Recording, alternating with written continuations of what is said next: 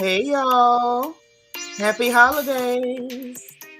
We getting ready for Christmas and the gossip is ready for us right now, right now, right now. We got to talk about what's going on with the sneak peek for RHOP. Also, it's a little bit of gossip going on. Okay, just a little bit of gossip going on with this Tory Lanez and Megan Thee Stallion case. Got some updates with that and a couple of other things y'all might want to gossip about. But how y'all doing? Come on in, sit down, shoes off, get comfortable. Get comfortable, please. Okay. Let's get this thing going. Give me 1 second, y'all.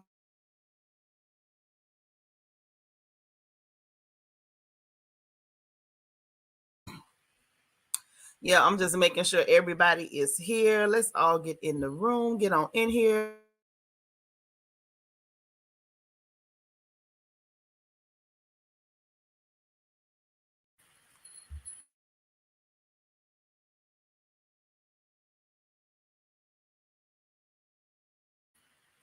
Okay. So listen. Y'all, excuse me. Listen, my sinuses are so sensitive. I don't know what got me. My baby had boiled something, but I think she dropped a little bit of seasoning. You know how you drop seasoning on the burner, it'll burn and send up smoke and stuff.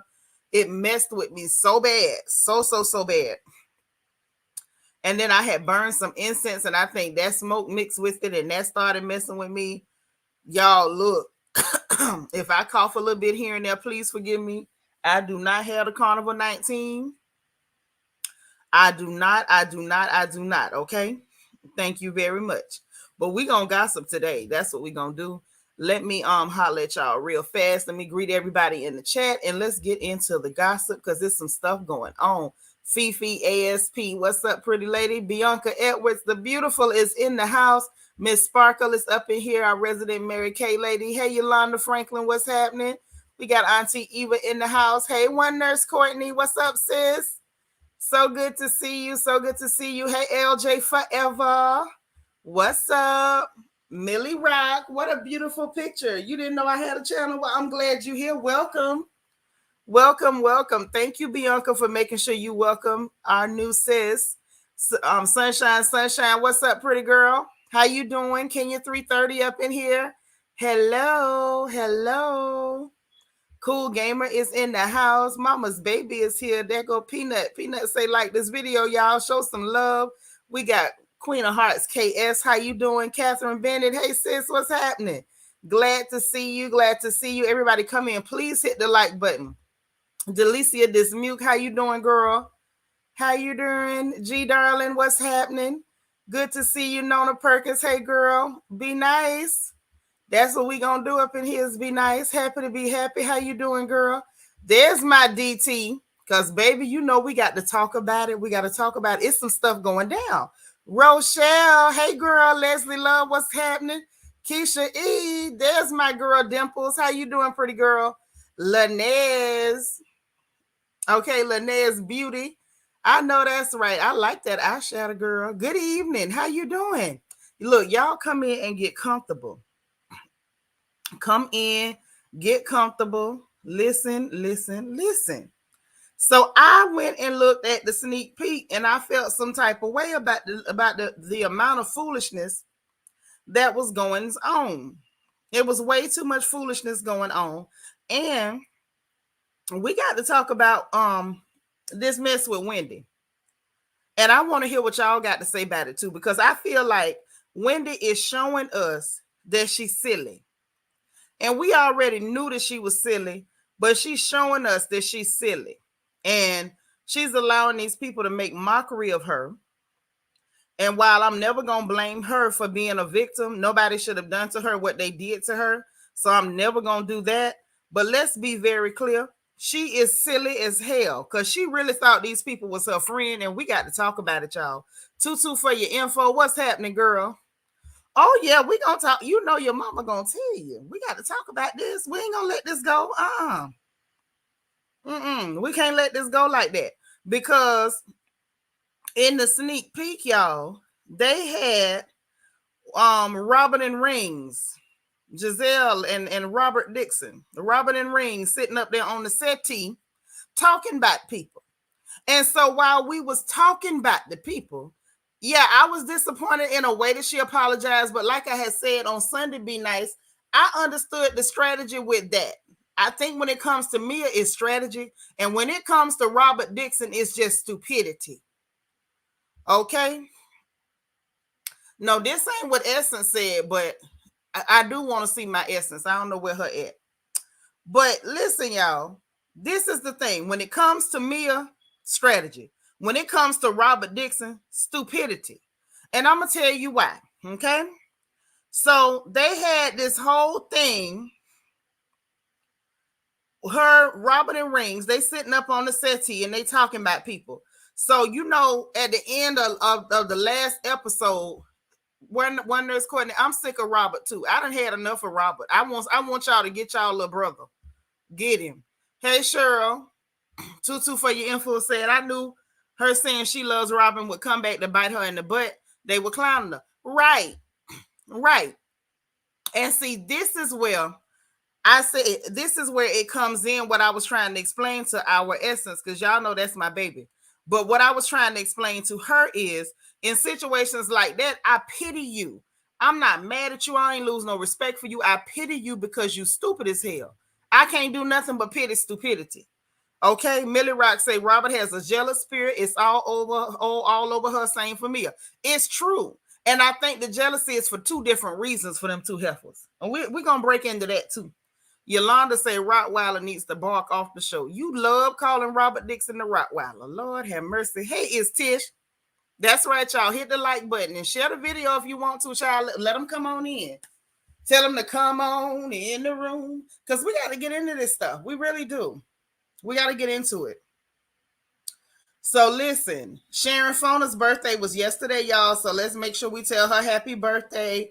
But I didn't go live yesterday, so we're going to have to celebrate her birthday today. Happy birthday. Happy belated birthday to our sis Sharon Fona. Queen Mermaid is in the house. What's happening? What's happening? All right. So listen. First of all, at the end of Sunday's episode, we saw where they all left, went to the club. Everybody went to the club except Rings. Rings took her swollen ankles back to the house and put them up. And I don't blame her because I'm telling you, I'd have did the same thing. Okay, because my feet will swell up if I stay on them too long. Hers just seem to be swole all day. You know, things happen. Hey, Glennis. But she took her ankles home and elevated them, probably propped them up on a pillow or something. You know how it go. Mona Thompson, hey, pretty girl. So that happened. And everybody else went to the club. So Candiance out there with big manly Mia flashing tatas. And I'm sitting there like, yeah, that is so tacky. Like, why would you do that? But this is how these girls get into trouble. This is also the other thing that I was talking about the other night, one of them late lives when we was just, shooting the breeze. Hey, Tennessee.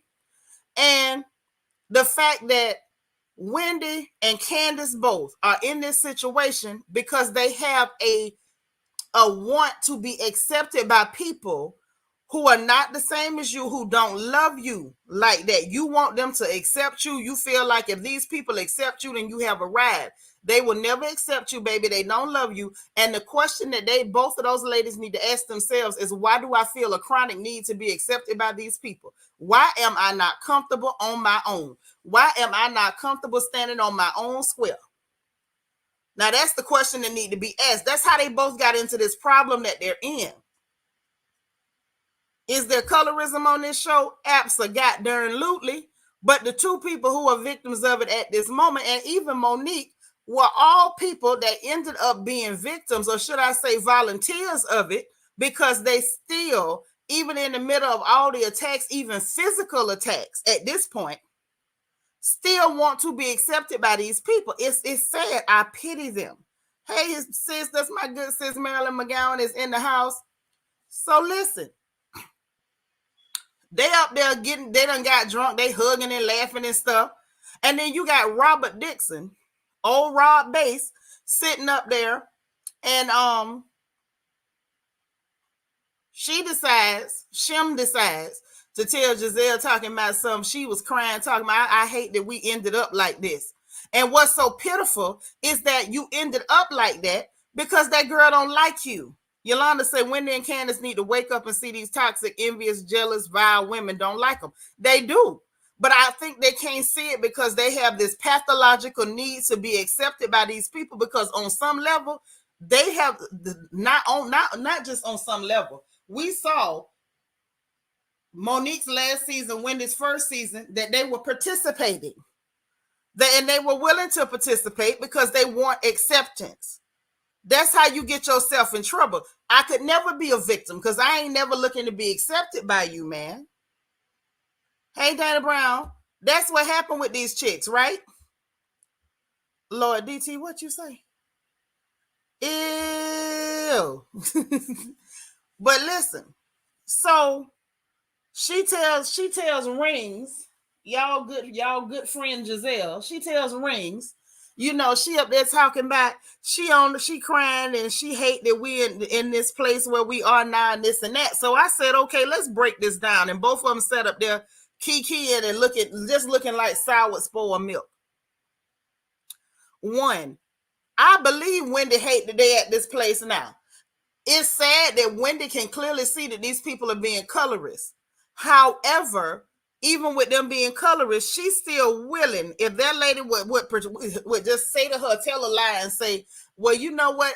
I'm being that way, but I still care about you. She would be all in and she would pretend that what they done to her was never done. She would take it and move right along. That's number one. That's the first thing I got out of that. The second thing that I got out of that, right, is she don't really care. Like, I know you colorist, but I don't really care if you colorist if you'll accept me. That's so sad and pitiful. That's why I say I ain't lost no respect for her, but I feel sorry for you, baby.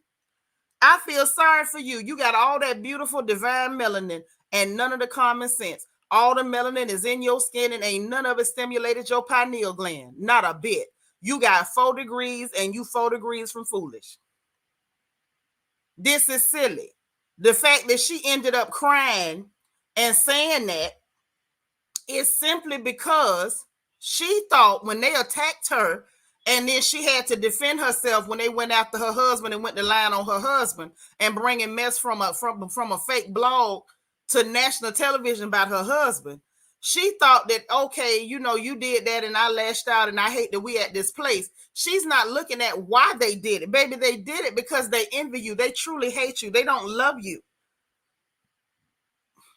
Yeah, we know she did, but what I'm saying is why she did. Millie Rock say, why though? I hate that.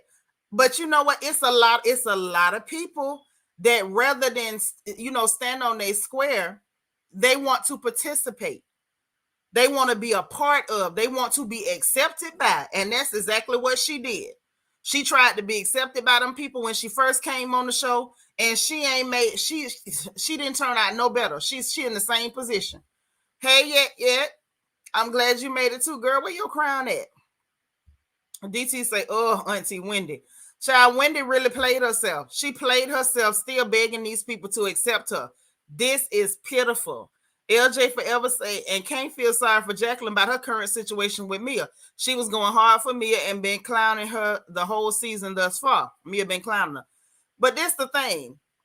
You know what I said, LJ forever, when it comes to them two, they're friends for a reason because they the same type of person. I told y'all Jacqueline ain't no good. And I could see that, like even before we started to see the rest of it play out, even before we saw Candiance call her Mia's representative, baby, I could see a mile away that she wasn't no good. I could see a mile away that she was plotting on Mia.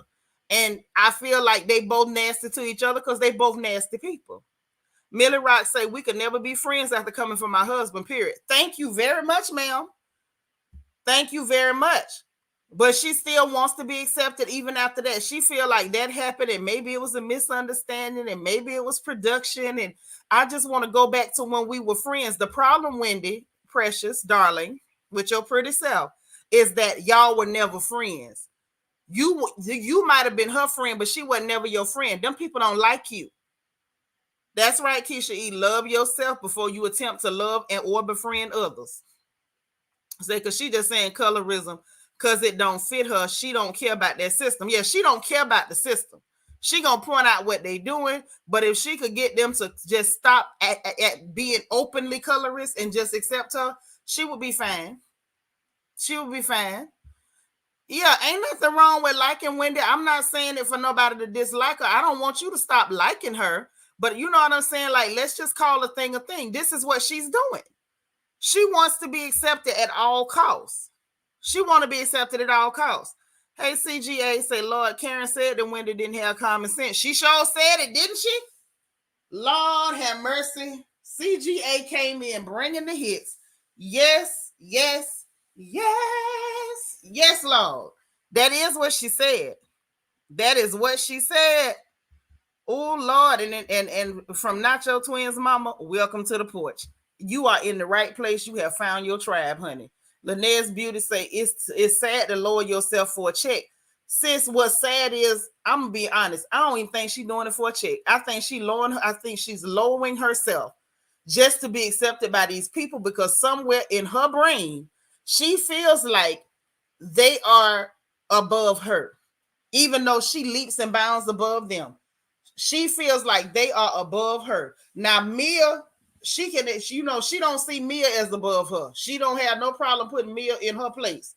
You know, the stripper in the evening gowns with the steaks and them huge hands and 12 colors on her face. She don't have a problem with putting her in her place. But when it comes to them other two yellow heifers, she feels as though they better than her and she wants to be accepted by them.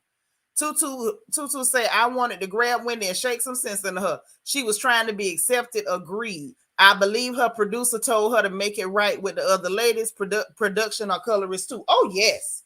Oh, they're definitely colorists. That's why they go out of their way to try to make those black women look like villains. DT say, yeah, we can never be friends afterwards if you came from a husband. Thank you. So that makes her look weak and insecure, looking for acceptance from Robert. Thank you, of all people. Of all people. Miss, I ain't accomplished a goddamn thing but some gas station hats and sitting up with rings talking about bowel movements and gas. Yep. She was just looking beyond strong and now back to weak. Uh-huh. Miss Gigi, what's happening? Lurking and listening. I know that's right. Yeah, they the same kind of heifers. Hey, Kim Bird. Say Robert told Wendy, F you and your kids not want. Yes. Oh, Lord. To that musky field day event. And you telling her you love her so much. Baby, you know where they do that at? In the land of self-hate. In the land of self-hate. You know who lives in it's a lot. Can we be honest, y'all? Can I be real for a minute? Am I allowed? Is it okay if I be real for a minute? Hey, DH. Hey, Michael Morris. Can I be honest for a minute? If it's okay, I would like to. Because there's a lot of black folks that live in the land of self-hate. Oh, yeah. It's the people that know racism exists, but then they run around preaching and attacking you and putting on capes and coming to attack black folks to bring up that one good white person they know. They live in the land of self-hate like Wendy. When you sitting there, you head and shoulders above these heifers. You look better. You sound better. Your hair's better. Your husband's better. Your children is better. Your family's better. But she living in the land of self-hate because she's sitting up here looking at women that are so far beneath her, she would have to dig a ditch just to be head and shoulders over them.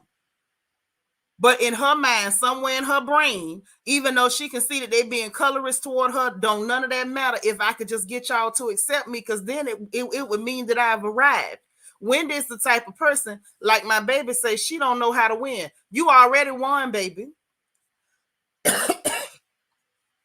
When you woke up looking like you're looking, accomplish what you accomplished with the husband you got, with the family you got, with the children you got, with the jobs you got, with the accolades you got, you already won, but you feel like what you need for the win is to be accepted by some people with recessive genes and melanin deficiency. And to you, that's the win. She don't know how to win. It's sad. I'm not angry with her, but I feel sorry for her. It's sad when you sitting on top of the pile and you reaching and stretching and striving to accomplish what? Being accepted by somebody who's beneath you. That's pitiful. DT say, I'm so disappointed in Auntie Wendy. Why couldn't she just get mad at the Scissor Sisters and move along? Right, because she still wanted them to accept her. Ashley. Say, family, I was thinking about y'all right now. You was live while I'm in traffic. I know that's right, but you be careful on that road. Don't you be typing while you driving. What you say is not you if honest don't fall from your lips. So, but y'all know sometimes I try to censor it a little bit because, we got some people that live in the land of self-hate that pop in every now and then. They be mad at your girl for telling the truth. Y'all know I ain't never even visited the land of self-hate. You sure said that some people don't know how to win. Hey, Lala. Millie say she really should have learned about girls in middle school. She should have. There go Mika. That's my gal there. She's my good cusser. She cuss good. She be just a cussing. But listen, so that happened, right? So I'm sitting there and I'm like, okay, y'all sitting up laughing and kicking, and it's so sad because Robert and Rings with their pitiful tales, dingy and dingier, sitting up there, laughing and kicking and talking about, well, good luck with that and all this foolishness. And they not even realizing that it makes them look even worse. The fact that she's up here groveling and begging for your attention and validation, and that really shows her as the most non-threatening, pitiful character there is. And y'all still is on the attack. Y'all still on the attack. Like some inbred rabbit pit bulls on the attack. Hey, Mo Better. That's right, y'all. Hit that like button. Hit the like button. Uh-oh. There is the beautiful and gorgeous Niecy Rose. Hey, girl. No, they was talking about her after the fact, after they got through hanging out at the club.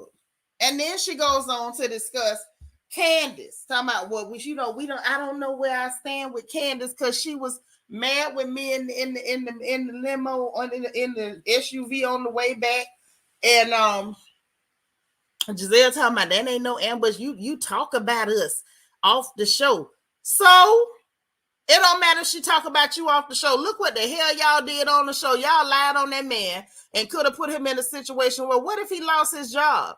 Because y'all making these comments about, and I'm still mad that they got me defending the likes of Christopher Bassett. Linnea Beauty say most of the women are beneath Wendy, yet she thirsting for their acceptance. Screw them heifers. Hello, good night. Ain't no way in the hell I'm gonna beg somebody who sell gas station hats and sit up on a podcast talking about bowel movements and gas to accept me. One just managed to get a house after going into foreclosure multiple times with a man that got a whole nother woman right there in the same city who don't want her, and you trying to sell to us that y'all together when the whole world know you're not. And the other one is living out there in her cabin in the woods, in the she shed. My apologies. 2 she sheds plus glue gun. Kay Blake say Wendy is not a fighter or very street smart. Ain't got no common sense either. That's what Karen Huger told her, and we see it. She wants acceptance. I can't imagine bullying that she's faced. That's why she's good with her words. But my thing is, sis, it's one thing to be good with your words, and then it's another thing to stand on your words. I'm good with my words, but I stand on them. Wendy good with her words, but she'll fold like a lawn chair if she even has one scintilla of an opportunity to be accepted by some colorless, lackluster heifers. That's just what it is. Auntie would say, I think this goes way back with Wendy. She was probably bullied by girls that look like, probably so, but what they got to do with anything? Like, let's be honest. Most of us as black women up in here, can we be real for a minute? Can we be real for a minute? Now, who in here ain't never had somebody try to bully them? Now, I can't say nobody successfully bullied me, but you know what y'all call bullying these days. Who can say that ain't nobody ever tried to bully them? If you got the words, you can understand, you can conceptualize what's happening to you, you can articulate it, you can defend it, and then turn around and you fold on it. I feel sorry for you. Hey, Delightful by Design. I feel sorry for you. Because I can see it, recognize it, conceptualize it, put it in words, articulate it, and I'm going to stand on it. And you're not finna make me change it. No, I don't want to be your friend, because if I can point out what you're doing and you're doing something that problematic, what that says to me is that this is your character. And if you're a trifling, anti-black, anti-African whore, I'm sorry, anti-African broke down whore from Hampton University with a starter pistol between your legs, I can promise you what I'm not going to do is beg you to be my friend. I'm not running behind you. Say by the time you're grown, you learn better. So that ain't no excuse. It sure isn't. It sure ain't. I didn't have to whoop too many of the girls, you know. It was some boys I had to fight with, but not too many girls. Michael Morris say, I'm torn hearing Candiace's emotional argument she had with Robin. The Fox Force venom has rubbed off on them. The roommate and wrinkle neck. Ooh, roommate and wrinkle neck. I like it. That's witty. With Monique gone, it's her and Wendy's turn. Right. That's what it is. I like the roommate and wrinkles. Wrinkles in the roommate. Wrinkles in the roommate. I like that. That is witty. That is witty. That's what's up. Hey, God's anointed daughter. Say drunkenness just brings the truth out, brings out the truth in your heart. Well, yeah, that's true. You know, the old saying is that a drunk mind speaks a sober heart. I like for people to drink. I like for people to laugh too. And I like for people to get pissed off, because in all three of them settings, they're going to tell you what it is. That strong glue. Yeah, that strong glue. It affected her psyche. She wants to be accepted. I get what you're saying, but I'm saying that don't track for me. Anybody as intelligent as Wendy should be self-aware enough to get your behind in therapy. Once you recognize that someone is being abusive to you, you do not remain and allow that persons or entity or organization or whoever to continue to abuse you. That ain't it. Hey, Seanitra, see? And I'm not attacking her. I'm just saying I feel sorry for her. Uh-huh. Oh, yeah. But that, please accept me. Please accept me. It's just it's so pitiful. LJ Forever said they playing our face for years. Karen have inside info about Robin's roommate's real woman, and Karen wait to bring it out on Mad Day. They all tired and delayed. Yeah, but listen, LJ, I'm for her bringing it out, because we all been knowing about this woman. I heard about this woman at least 2 years ago. 2 years ago. When I was allowed to see a quick picture. It wasn't the best picture, but I seen a picture of the chick, and I heard about this woman 2 years ago. So somebody needed to say it. Mo Better say Wendy displayed this first season when Karen showed her hand and said Wendy don't fit the show. Yes, I didn't like when she said Wendy don't fit the show. Like, what you mean she don't fit the show? I wanted Karen to explain herself, but ain't nobody call on the carpet and make her explain it. Ain't nobody made her explain it. But at the same time, Wendy run around talking about that's her friend. So, there it is. Mika said, I don't think any friendly behavior will continue with Wendy and the paper bag holes. Lord, probably not. Probably not. Hey, DS. Lala say, oh, if only Wendy and Candiance could realize that they are everything Grandma Willow and the Ring of Fire and her Ring of Fire and Uncle Roberto want to be, but never could. Yep, the day they figure that out, it's going to be a beautiful day. It's going to be beautiful on that day. Yes, baby, 2 years. 2 years at least when I heard about it. And when I heard about it, I was told that this was something that he been doing. He been going with this woman. This is what I was told at that time. I don't know if it's true. I ain't never talked to that lady. I just seen a picture and I heard what the people said. But at that time, 2 years ago, they were saying that him and the lady had been going together. So I don't know. Keisha E said, bounce in other direction. Better yet, go alone. Yes. Ain't nothing wrong with being a lone wolf. Ain't nothing wrong with that. Nothing at all. That's when you heard about it too.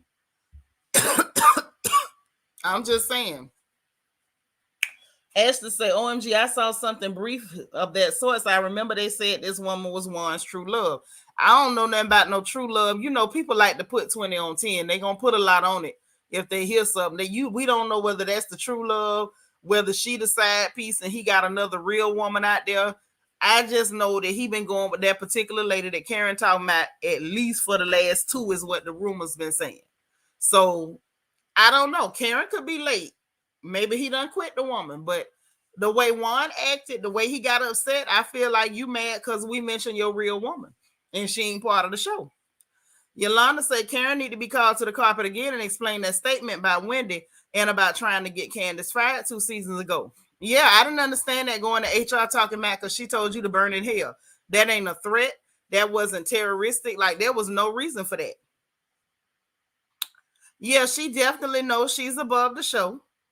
But I'm going to tell you something from what I heard again. Wendy was in that area up there working on some type of charitable committee. And it sounds like, and I don't know if it's true, it's just gossip. That's my disclaimer. I don't know if it's true, it's just gossip.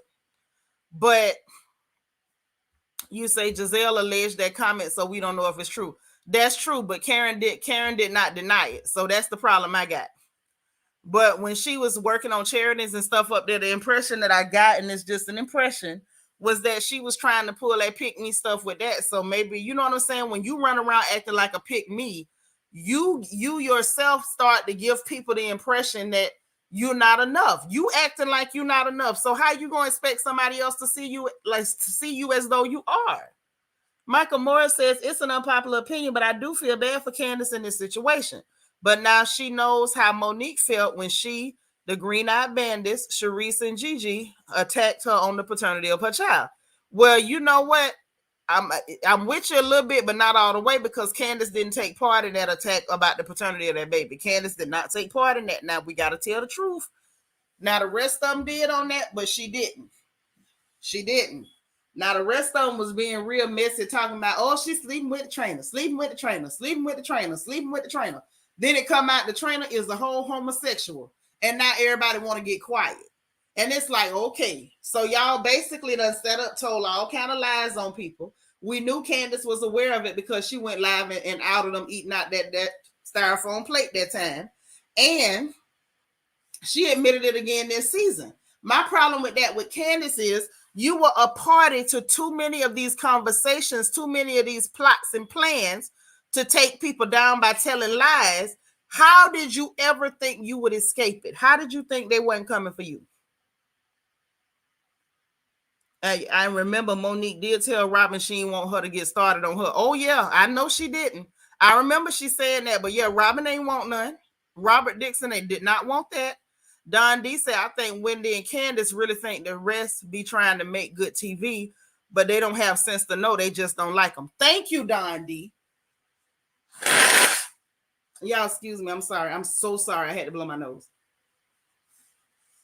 Yes. They think, oh, it's TV, it's production, blase squaze. Them hoes don't like y'all, and it's real. Candiance is not a Delta. Her mother is. I think that's why Candiance was meaning. She said you were supposed to pull me to the side. No, she was thinking that because she really think Robert is her friend. Candiance is not a Delta. Her mama is. But yep, y'all, please hit the like button. Please hit the like button. K Blake say they have children. How do they explain their behavior? It's inexcusable, and I would be embarrassed if my mother acted this way. Too grown to be mean girls. Cantankerous linebacker and cankles. Okay, Blake. Y'all are rough. So we got wrinkles in the roommate, and now we got the cantankerous linebacker and cankles. See, I love it when y'all are witty. I love it when you're witty.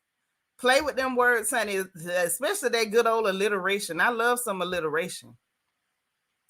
Shanika C saying Michael Darby did say Juan wasn't gonna marry Robert Dixon, and Ashley kept asking what he knew. Yeah, but he wouldn't tell her. If he might have told her later. Hey, Kai. There go my girl. Ashley say you don't understand how deep the words you just spoke of. What I say? Y'all know I just be talking. What I said. So I heard from somebody who's friendly with a Bravo with Bravo exes wanted to fire Myron last season, but she said that she had the cancer storyline. That's why she on the show, but she could get from this season. Yeah, I don't know. I really don't know with Myron, because Myron was pretending that, oh, I'm not gonna come back, and then we look up, here you go. Myron pretended that she wasn't even gonna go to the darn reunion, and then the next thing we know, here she go. Yeah, they was lying all the way to the door about that trainer, and a lot of people that took that story and ran with it. Like I be telling y'all about some of these people on YouTube, they'll get some stuff, run with it, call it the truth, don't research, don't check, don't try to get nothing. Don't say allegedly. They come out, oh, she doing this, she doing that. Then when the truth come out, everybody quiet. All you hear is tumbleweeds and crickets and whatnot. LJ Forever say Juan most likely lose his job with the current scandal. If Robert get her pink slip, she better start looking for a new roommate, or her and Giselle can get married. Storyline. So then where they gonna live? In a new house or out there in the she shed? Because if not, Robert Dixon gonna have another goddamn foreclosure. Say both Wendy and Candiance should see this as a job. They should be strategic and always aligned. Jezebel and Robert saw the potential with Candiance and Monique. They did, and took them out. Hey, LEL. You heard that Robert will definitely be on the chopping block due to no wedding or storyline. I mean, people been saying that for the last 2-3 years, and that hoe ain't went nowhere. So I don't trust that. People love to talk about what's gonna be and what's gonna happen, and I ain't seen no facts. I need some facts. DS said all of a sudden I started thinking of them wearing compression stockings and socks. Well, you know they do. Uh-huh. Look, that's Geneva fault. Get your niece calling that lady Myron. Michael said, in my opinion, Candiance did take part in it if she was of than what she was letting on. And for the record, she never told Monique at the time. No, she told Karen, and Karen told Monique. Ashley and Karen told me, yeah, that's true. But she didn't take part in it. Of course, she said that it wasn't gonna work and told Karen about it. So I don't believe she did that. I believe she did the rest, but I don't believe she did that part now. Don D say no shade to Juan, but if Mr. Burns touched production and Ray, didn't he touch Juan too? And remember, he said Juan can get the ooh. What's up with that Juan, aka Bert? Y'all are terrible. Y'all are terrible. I love you, but y'all bad. Nisa Rose said, you already know Ringles with hot glue gun Robert's house to the barn. You know what? You show right. You know she got a whole bucket of Mod Podge sitting by her house ready to go. But listen, so I feel like y'all, Robert and Rings, or y'all, as y'all say, Wrinkles in the Roommate, or Cantankerous Linebacker and the Cankles. Okay. I love all of those. I love them. I'm gonna use them later on the Twitter.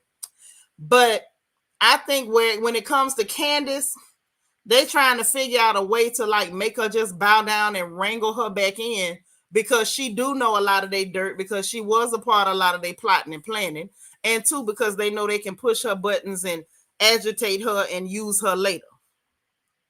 Now that's what I think. DH, what you say?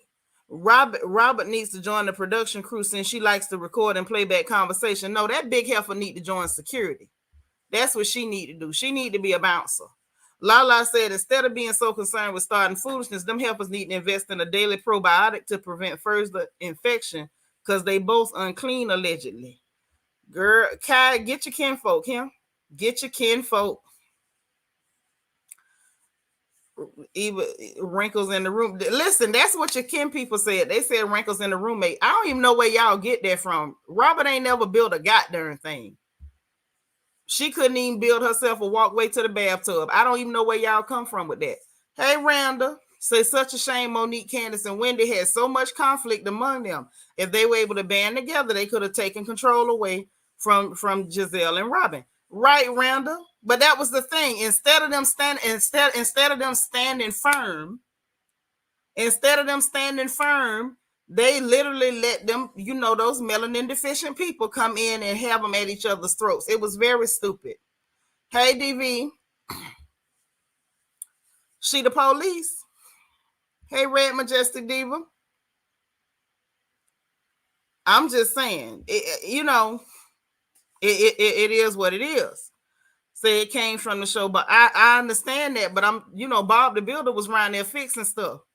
He had the bulldozers, everything. I'd have trusted him to put tile up in my bathroom and everything. Robert ain't never built a goddamn thing. Nothing.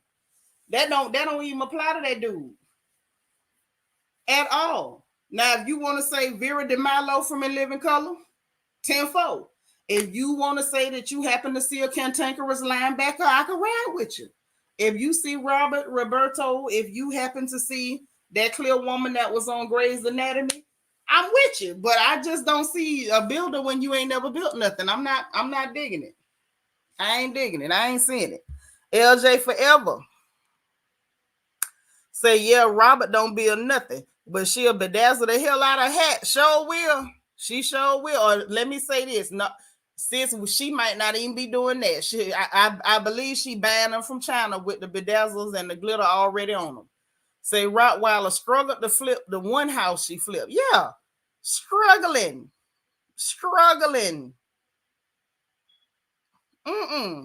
Everything about her just it screams struggle. Say when you said Ted compressions, I laughed so hard. Baby, look, that's what Giselle need to use, and she's shamed to use it. And I don't know why she's shamed. Why are you shamed? You say 5 and below say return to send on them hats.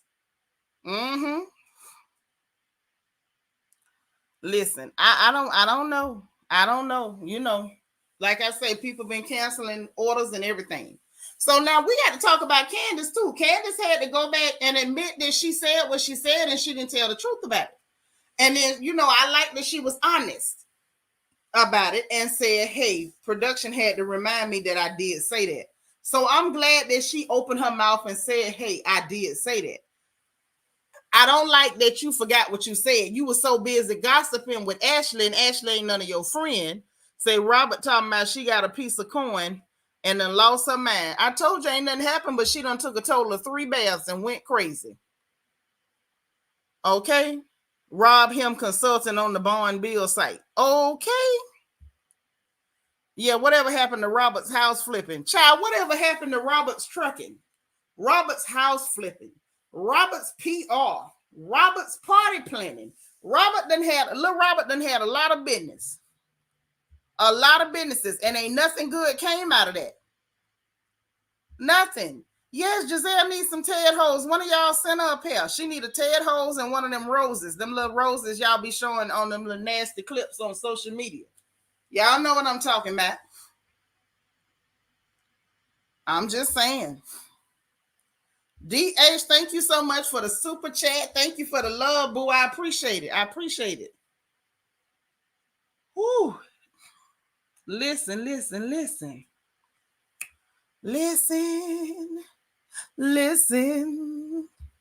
Hold on. DV say, I think Robert would have done better to tell the truth about her relationship in season 1. Show should have, because it would have been less embarrassing. It would have been less embarrassing for Robert when Juan sat up there in that closet with the producer talking about if it wasn't for Carter and Corey, I'd have been gone. Can I say I do find it interesting that producers can't tell Candiance, but couldn't remind Robin about trying to roll up on Wendy. But Kai, we don't know if they did or they didn't. You know what I'm saying? Candiance was more transparent. They told me what I said. And let me say this. We don't know if Candiance didn't go to them and say, hey, did I say that? You know what I'm saying? The fact that she went back on camera and said, hey, I did say that. Production told me I said that. That's, you know what I'm saying? To me, that shows a certain amount of self-awareness. You know what I mean? So I got to give her credit for that. I got to give her credit for that. And for sure, we know Robert or Rings, neither one of them went to production and say, hey, what really happened? They just want to tell the lie. Hey, Debbie Garcia, one of the Debs in the house. Hey, Lel say, not the roses. Baby, that rose will turn yellow playing in Giselle acid. Ooh, go to the corner, Lel. Yeah, Mika always need to head to that corner, misbehaving. I didn't even see what she said, but I know she need to go there. Bad self. Say, came in late to the porch, but you're here. I know that's right. Michael Morris said, I can tell Andy gonna speak to Candiance like he speaks to Kenya at the reunion. He gonna use the recording against her and still protect Pinky and the Brain. I'm gonna say this, Mike. I believe that was the plan up until y'all showed y'all tails on social media. I think at this point, especially after actually having to watch what happens live for the first time in I don't know how many years, Andy Cohen can tell that the people is not feeling it. He's not going to be able to do what he normally do. I absolutely believe that was the plan until y'all churn went to showing y'all tails over there on their Twitter and the Instagram. Because everybody been tagging him, Bravo TV, this, that. Y'all done told them people up. I believe he wants to do that, but I don't think he going to have the balls to do it. Cassie, I feel like she went to the producers and asked about it. I believe so too. Because Candiance has character flaws. But just being an out and out filthy liar ain't one of them. Now I'm gonna say that for her. She ain't no out and out just filthy liar. Same thing with Karen Huger. Karen Huger got some massive character flaws, and I still like her. But you know, certain stuff you kind of know what to expect from who, and I just don't see that. I don't see it. You say they run with more lies than Usain Bolt runs for the Olympic gold. It's true. Did you say the rings around that lady neck done tripled? Don't let me think y'all up here counting this woman's rings. Don't count her rings. Don't cut her open and count the rings. Bellaface says, sorry for my tardiness. I agree. Andy will not host the reunion this year alone. You think he gonna bring in some backup? You had no problem telling Loose Andy how I really felt for this season. I believe you did. Now, I believe you did. I'm glad the churn was bad on Instagram. Them churn was terrible. Between Instagram and Twitter, I said, oh my God. Then I came up in here. Ain't nobody want to tell the truth about their part in it. Everybody want to be funny about their part in the situation. Baby, it was Tennessee. Sis, it was the look on his face and the fact that he was having to like nod and agree with it.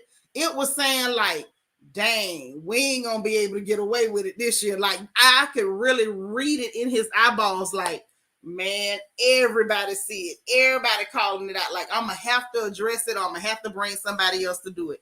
You sure right. Y'all go look at the look on Andy's face for the Watch What Happens Live. What's that? I know his first name, Matt. Whatever his last name is, and Candiance on the last WWHL from Sunday. Go look at Andy's face, y'all. Just go look. That's all you got to do.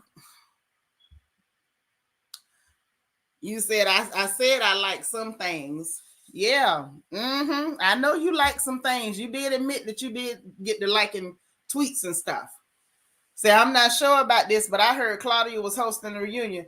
Child, who told that? Who told that? I don't even know if I believe that. I just can't believe that they're going to bring a known colorist to host a reunion where colorism is the issue.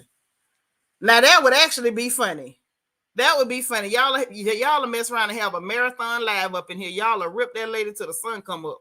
When Nick walks in, are they going to sing 12 Days of Christmas, 5 golden rings? Really, Debbie? I like it. Now, 5 golden rings. Woo. You say Andy looked like he could have been sick that episode. Yes, sir. Andy wanted somebody to come in and host Watch What Happens Live. Is Matt Rogers? Okay, and you, Millie, you went and got on her Instagram. Y'all showed y'all tail. Y'all showed y'all tail. Y'all had that woman turning off comments, getting off Twitter, getting on Twitter, getting off Twitter, getting on Twitter. She didn't know what she was doing. Yeah, she can go host Love and Hip Hop reunion. She don't need to come. First of all, I don't believe they would bring her to host the reunion. Hell, they didn't get that heifer but one season on the franchise and fired her. Claudia Jordan stay getting fired off something. Say Mia not trying to act like bots are attacking after she went and limited her Instagram comments. Child, there wasn't no bots. The people don't like you. Michael said, I still get flashbacks of Claudia talking down the moose and her noodle hairdo that season. But she didn't take her down talking about her hair looked like no ramen noodle. Because at the end of the day, you talking about the ramen noodle, but what live in my head rent-free is that you such a hoe that your clit done left your body. Now, that's what lives rent-free in my head. Say Clawfoot Trash Box Claudia can stay on Flop Soul Network. Right, that ain't no network. That's a YouTube channel. That Trump doing the same thing the rest of us doing. She was a host on Bobby I Love You Purr. Yeah, she better stick to the Zeus and the VH1. I think that's where she belongs. And Nene has never been a moose. Never been a moose. But Claudia show looked like Prince Charming. Kai say she was running around on the socials like a chicken without his head. Sure was. Y'all had that lady shook up. I slid into Nina Parker's and Andy's DM too eager, I guess, to urge them to host together. But that's all I did. That's all you did, too. You didn't do nothing else. Hey, who's Kira? I know that's right, girl. Stay healthy. Don't end up like me. Don't get old. It sucks. It sucks. Say, I don't like Claudia's tongue. She talked like her tongue and brain don't connect at the appropriate time. Oh, well, that's one way to look at it. That's one way to look at it. Like she went in that candy store talking to black folks, talking about, you know, y'all like watermelon. I don't do that whore for nothing. Yeah, Nina too passive for me too. I told y'all who I vote for. I vote for Z-Way. I vote for Z-Way because I know y'all ain't gonna let us have Vicky Dillard. Now give us a Z-Way. Say Sharice need to go. There need to be criteria for returning to the show. Sure do. Honey. Listen. So real quick, before we get in, because we got to talk about what's going on with this Megan Thee Stallion and Tory Lanez situation, because they done went back to court. Hold on, let me grab Michael, because you know we got to show love to our brothers and nephews, because they don't come hang with us often. Claudia did call out Portia's African connections, and it's crystal clear from stealing Fallon's ex-husband. Karma will hit her. You don't win when you play dirty. No, you don't win when you play dirty, and I do not agree with going with nobody's husbands. And I don't know how Claudia can call out an African connection just because the girl done dated some Africans. Like, I don't know. Claudia was a flop to me. I'm sorry. She's a flop. Nothing she said was valid. Nothing. DS said, I'm laughing at how everybody is telling the part they anticipated in Mia's Instagram meltdowns that they participated in. Yes, that's what I like, DS. Accountability. Y'all come and tell the truth on yourselves. Don't make me find you in the tweets. Because when I find you in the tweets, I'm going to talk about you. I caught Imani Taylor in there ripping, and I retweeted what she said too, because I wanted her to know I saw you. DV say Tammy Rover would be a good host. She got reality TV experience. She do.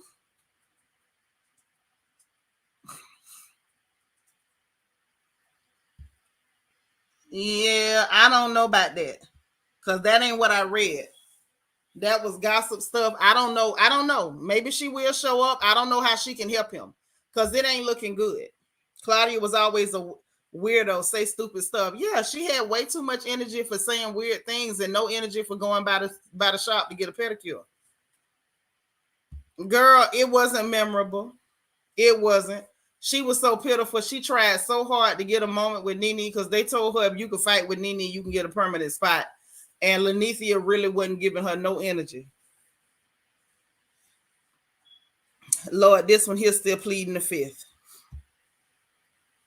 Just like they claimed Elon and James Franco was going to testify for Amber Turd. Yep, they sure be claiming. Bravo would never do it. But Nene would get them Potomac girls like, woo, baby. Could y'all imagine? Could y'all just imagine? Just close your eyes. Can y'all imagine Lanithia hosting this reunion? Oh hell no. No, I don't see that either, because he says a whole lot of stuff that's anti-black woman. So he's absolutely not the right person to be hosting no reunion, especially with heavy themes that affect black women. Absolutely not. This is the same person who was looking for, when can I call a black woman ugly? Child, no, absolutely not. Right, no energy for a pedicure.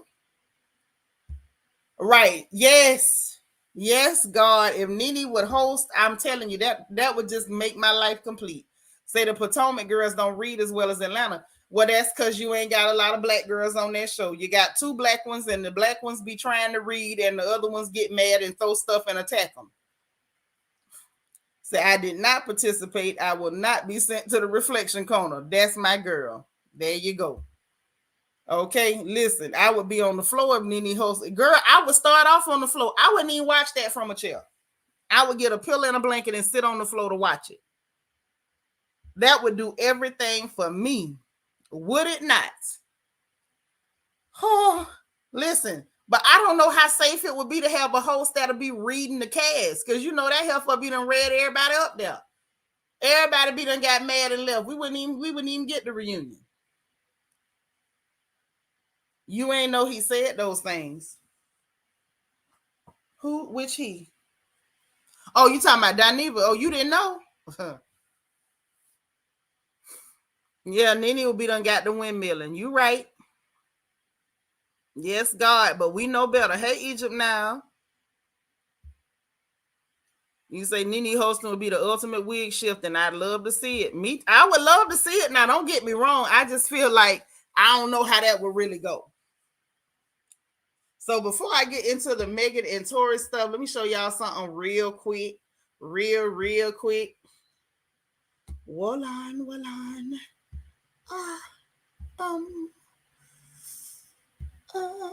Hey, Kira Bright. I would love to see Nene versus Rings. I would love to see Nene versus Rings. So let me show y'all something real quick. Just to go ahead and put that out there. So y'all see the Geneva's Garden fall palette. It is on sale, and I'm gonna put the link in the chat. And one of y'all mods grab it and put the link in the chat. Just keep it circulating. So if you need you a nice fall palette, she's closing these out, clearing them out, getting ready for the winter palette. She about to do the thing. She's showing the Mother Nature tour, and you can also go follow Evie, Miss Geneva, on Geneva's Garden. Okay. All right, Geneva's Garden on YouTube. Y'all saw that the Mother Nature look is you can get that look from the fall palette from Geneva's Garden, and the link to the Etsy to purchase your palette will be in the chat. It is on sale. Get yours now. Okay, now back to our regularly scheduled program. So what I read that's going on. Ooh, you went in, huh? Say Funky don't need to host nothing. It's a reunion at a drag show. One drag queen, there's enough. Now, you know what? I ain't seen Funky wear that wig in a long time now. Come on. I ain't seen that even wear that wig in a long time.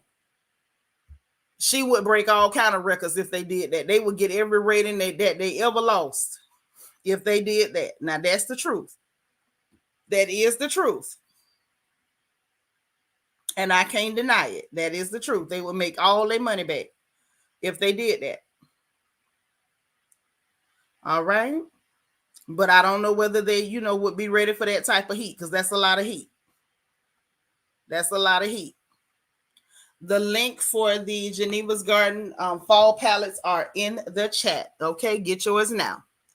So I wonder how Giselle and Phaedra can navigate a relationship if Faye is on the show, since Mr. Chocolate is Jamal. But who said Mr. Chocolate is Jamal? Like, people spread stuff, but we don't know who the hell Mr. Chocolate is. We don't even know if Mr. Chocolate is a real person. Y'all got to come on. Listen, part of gossip is okay. Determining what's true, determining what might be true, and then you also got to decipher who brought the dirt.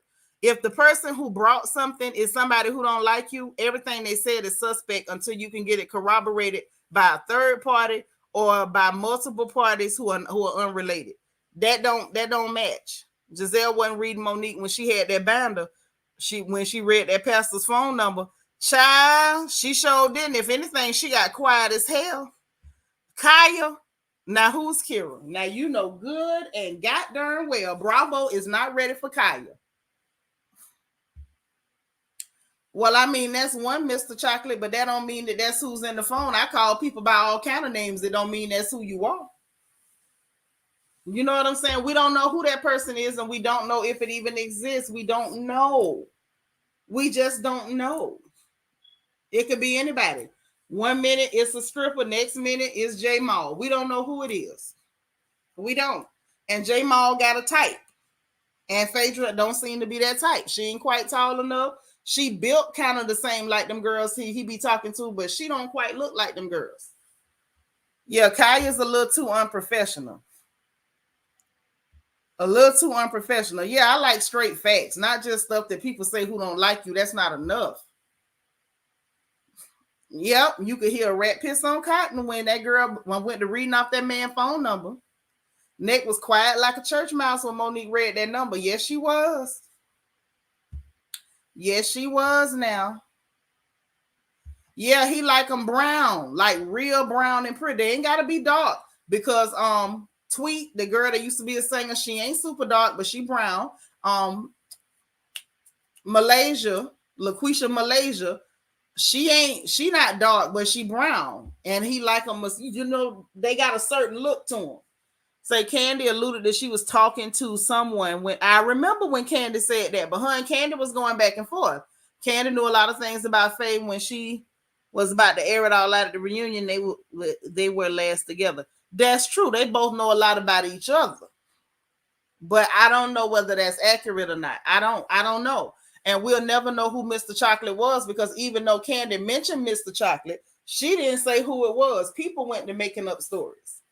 Because I've never heard a rumor about Phaedra being seen with him. Now, we know she was being seen with the ex-mayor of Atlanta, But I ain't never heard about her being seen with Rev Pimp Daddy.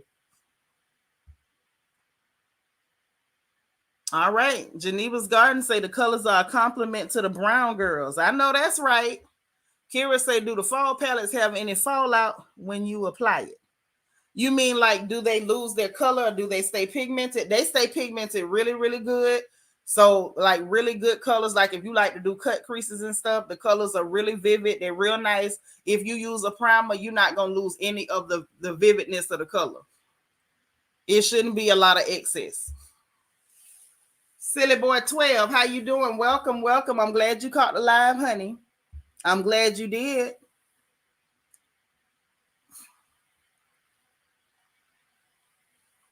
That's right, honey. Get to advertise, do all that. And y'all also, those of you who are Royal family members, please understand we got a Black business spotlight. If you a Black business, small, large, in between, I don't care if you sell fish plates out the window like Chris Bassett, if you wash cars.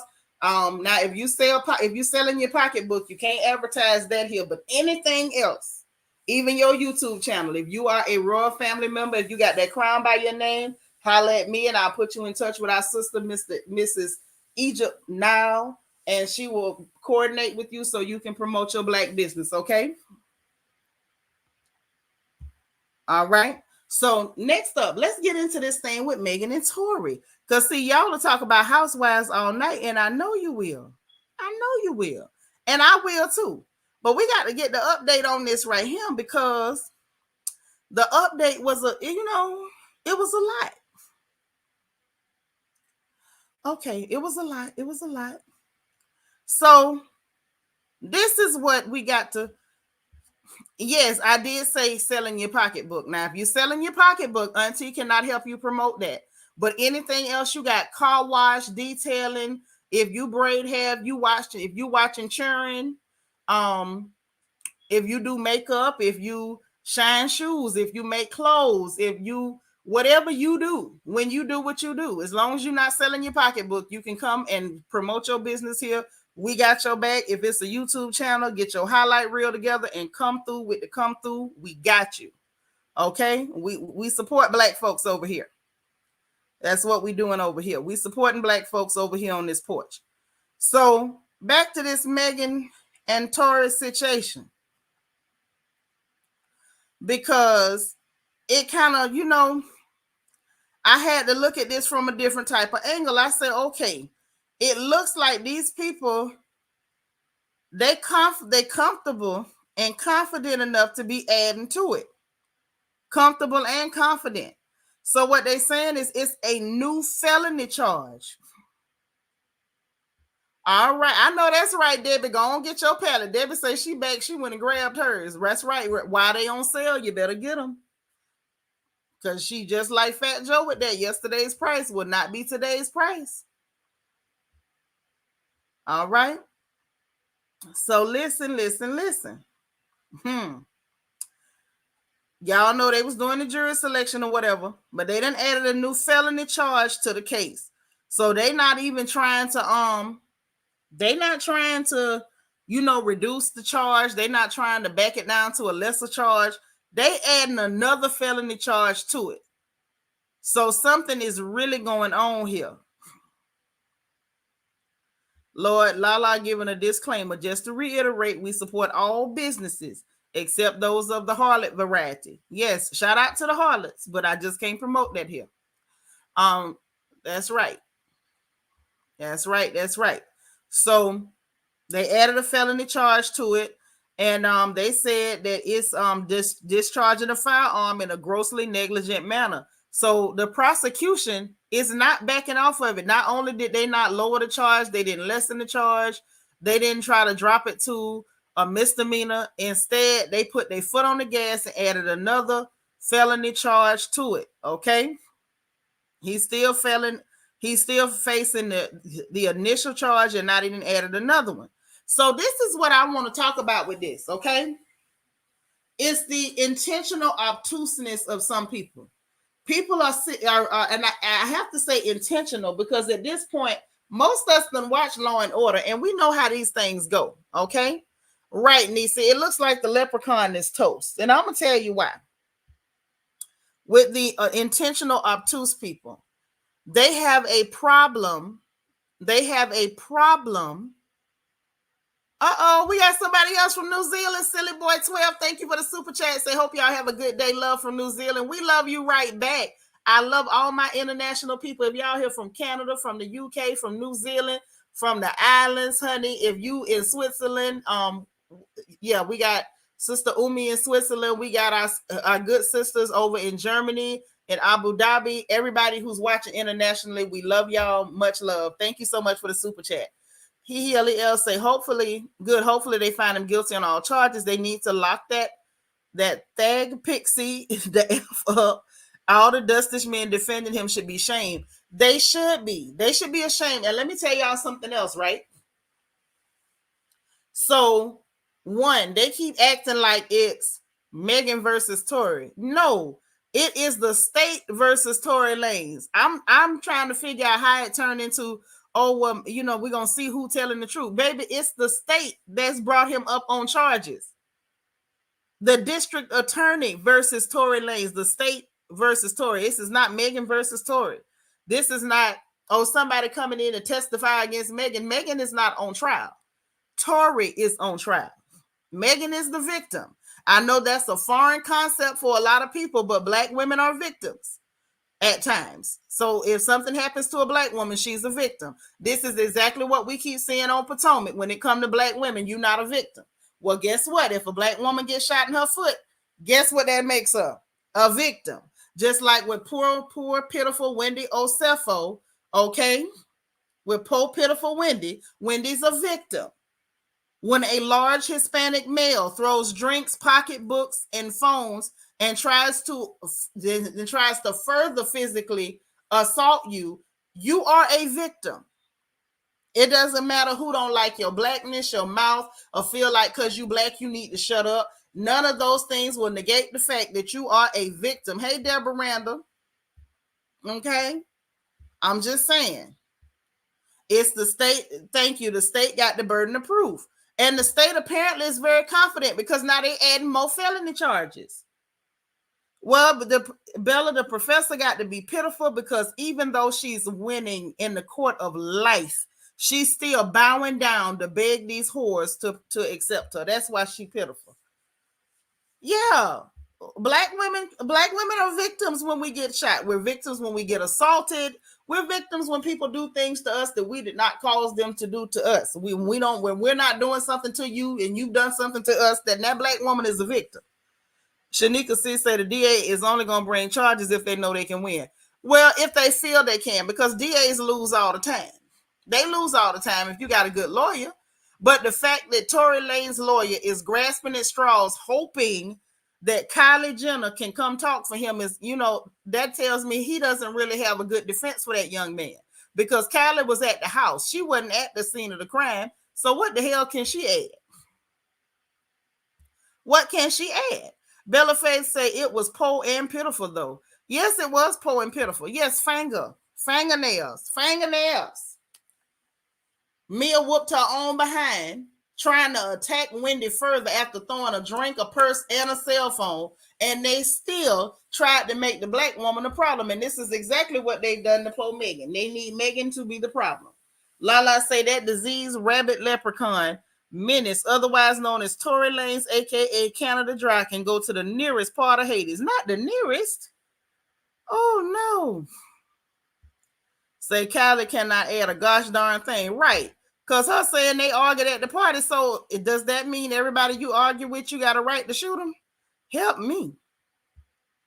Y'all know I'm guilty of sometimes, getting my AARP on. Maybe this is a new rule and I'm unaware of it.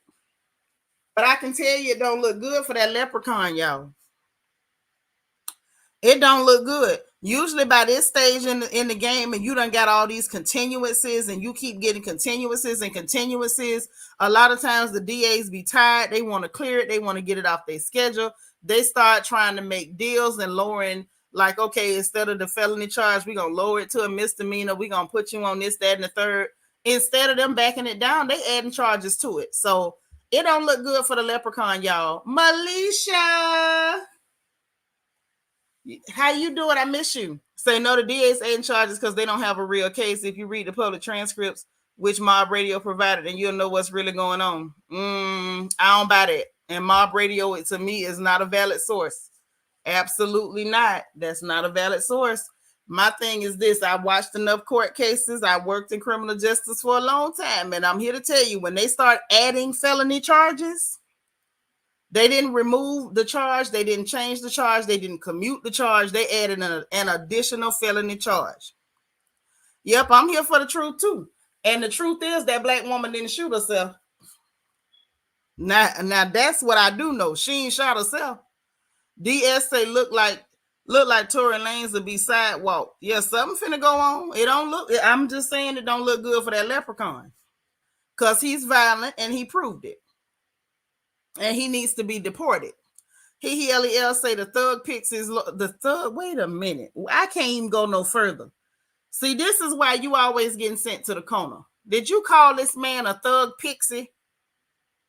Wants to paint Megan as aggressive by calling Kylie to try to damage Megan's character and say she was fighting at the park. That's what they do to black women. We're gonna try to talk about your character. You know, we need a way to justify a full-grown man thinking it was a great idea to go all Yosemite Sam. That's right, y'all. Don't forget to hit that like button. Right, they would be lessening them charges. Thank you. I got enough cousins in prison, and I worked in enough prisons. I know how that goes, and that ain't it. Hey, Kai. Hello, family. What's going on, girl? I know you got a lot to say about everything.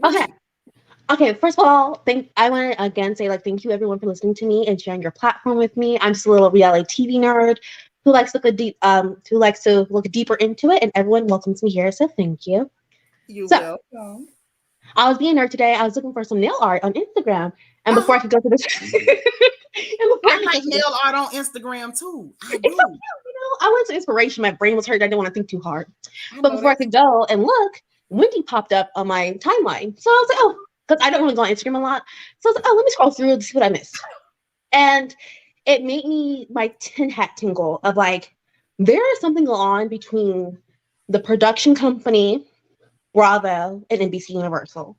Mm-hmm. Because on Wendy's Instagram, Wendy is talking on behalf of NBC Universal at immigrant speaking engagements. And I said again, Wendy and Candiance are when I say politically involved, they are always hosting or speaking a panel with the Senate and this mayor and that mayor for the DMV area. And when I saw that, Wendy was like, thank you, the executive of NBC Universal, and then she shouted out the director of marketing and branding for NBC Universal. I was like, this is interesting. Well, you know what it gives me? We know we did you wrong, so this is what we're going to have you do, and we're going to pad your check a little bit, and please do this for us. And Wendy is sad enough to do it because, after all, you know, those bones and biscuits mean a lot to the respectability crew. Okay, that's it. I'm not judging because I'm not exactly a bones and biscuits kind of girl, but I just personally have seen since her first season that she's definitely a bones and biscuits girl. What is this? What is bones and biscuits? I don't know this terminology. Well, what that refers to are Negroes who desperately want to be house Negroes. They want to be accepted by massa. They want to be accepted by massa's children. They want to feel like they're a part of that. And no matter how much they accomplish, they don't feel like they have arrived until they are accepted by those people. So any little pat on the back, any little rub on the head, those are their bones and biscuits. Any little speaking engagements, those are their bones and biscuits. So I didn't take it that way. I took it in the way in which, because I also heard Candiance talk about not Bravo, NBC Universal executives loving and always checking in on her music career and acting. And I'm just saying, and which obviously this is a reality TV show, so these women are a commodity. Their entertainment. Of course, completely understand that. But I always talked about it in the sense that I think NBC Universal has more stock in them. And then where you have Bravo work with Andy, he has more stock in Giselle. And then I don't know what's going on with production this season because I've never seen production like pull up so many receipts about this Chris situation, the Wendy situation, and then they're allowing Candiance to break the fourth wall and then tell them that a producer, like, which I do think I for one genuinely think she forgot, and I can see her, really like what's going on as a producer, but I think it's even more interesting that she was allowed to say a producer reminded her. So that's what I'm saying. The thing is, they can't really stop her from saying that. They can't stop her from saying that. Yeah, just but like they can cut it out. Well, I mean, at this point, the horse has left the stable. It's too late to start cutting out little stuff. Now, this whole season has already been the Hindenburg. Like, it's a bit that would be too little, too late. You know what I'm saying? That would be too little, too late. At the end of the day, from the time she confronted Eric and said, "Where's Eric?" It was over. Once they let that in, once they started debunking all the lies that Robert and Rings and Forehead and Riff Raff were telling, and Mia Manhands, it was like it's a train wreck. Mm-hmm. So like it's certain stuff like you can't spin once certain damaging information is out. Anything you do after that is going to be glaring. You know what I mean? There was no way for them to walk that back. But I gave Candiance her credit because even though she either went and asked and found out, or she's close with somebody on production and they say, "Girl, you did say that," I still give her credit for actually openly saying, "Oh, I did say that. They reminded me I said that. I said that." I gave her credit for that because I can tell you, even if production had went and tapped Robert and Rings, or as y'all said, Wrinkles and the Roommate. I love Wrinkles and the Roommate. I swear that sounds like a cartoon I would watch. But if they went and tapped them on the shoulder and say, "Hey, y'all lied. Sharice did hold you back," they would never come out and say, "Man, they reminded me that really did happen." So I give Candiance credit for that. Yeah. And so I just when I was looking, which I don't have that same perspective of, I think the women are going to, they have goals in their lives and the way they can do them, they're going to do them. But I do think it's interesting that you see the way Andy, feels towards them, but then I see them always talking about how the executives at the parent company seem to be very invested. And so it is interesting we always talk about what is the reunion going to look like, and also what's the next season going to look like, because I feel like those three entities are now not on the same track. If you understand what I'm saying. I feel like I see what you're saying, but I feel like they're on the same track. I feel like they're always on the same track. I feel like it's far-fetched to think that these clear people have somehow different agendas. Their agenda is always the same. They're always on the same page. And they're definitely on the same page. I don't think the parent company with their racist behinds are in it so much for these two Black women. Absolutely freaking it's not about them. What they're doing is damage. They're doing damage control. And I think where Wendy's concerned, Wendy's willing to, jump in because, hey, I'm benefiting from it. And also I want to be accepted. Like this is, for her, that's validation. That's validation is keeping her there. And let's be honest, Wendy don't need this show. Wendy don't need this show for nothing. But she wants to do it. Yeah, she wants to do it. And there's nothing wrong with wanting to do something at all. My thing is, it's not what you do, it's how you do. Anything you do, it should be done with a little bit of integrity. And so when it turns out that you're being abused, mistreated, you're subject to racist and colorist behavior, for you to accept your bones and biscuits and stand up there smiling like a good little negress, that's a real bad look. Like you're cleaning it up. You're cleaning it up for them clear people so they don't have to wear the dirt that they should be wearing from it. But it's not a good look for her. Okay. Like this does not make her look super strong or super Black. But it's cool because Wendy never really came off super strong and super Black. So that's why I said I'm not losing no respect for her. But I don't really see that as a flex. That's like, okay, we mistreated you. We wiped our feet on you. We allowed these women to play with you. They did it before. They still doing it. And now that we got all this backlash in social media and in the court of public opinion, now let us go ahead and have you up here speaking on our behalf because we need you to clean this up. Speaking on their behalf at an event that's centered around policies around immigration? Around anything. Okay. To use her as the face at all, speaking on their behalf, that's a problem. She shouldn't be saying anything on their behalf until they stand up and say something on her behalf. However, I don't expect that from her because she's never shown me that's her character. Hey, my essence. Yeah, she's never shown me that's her character. So I don't expect much from her. I don't. I still support her. So I still say nobody should abuse her, but I don't expect nothing like that. I don't expect anything better from her. So who do you expect better from?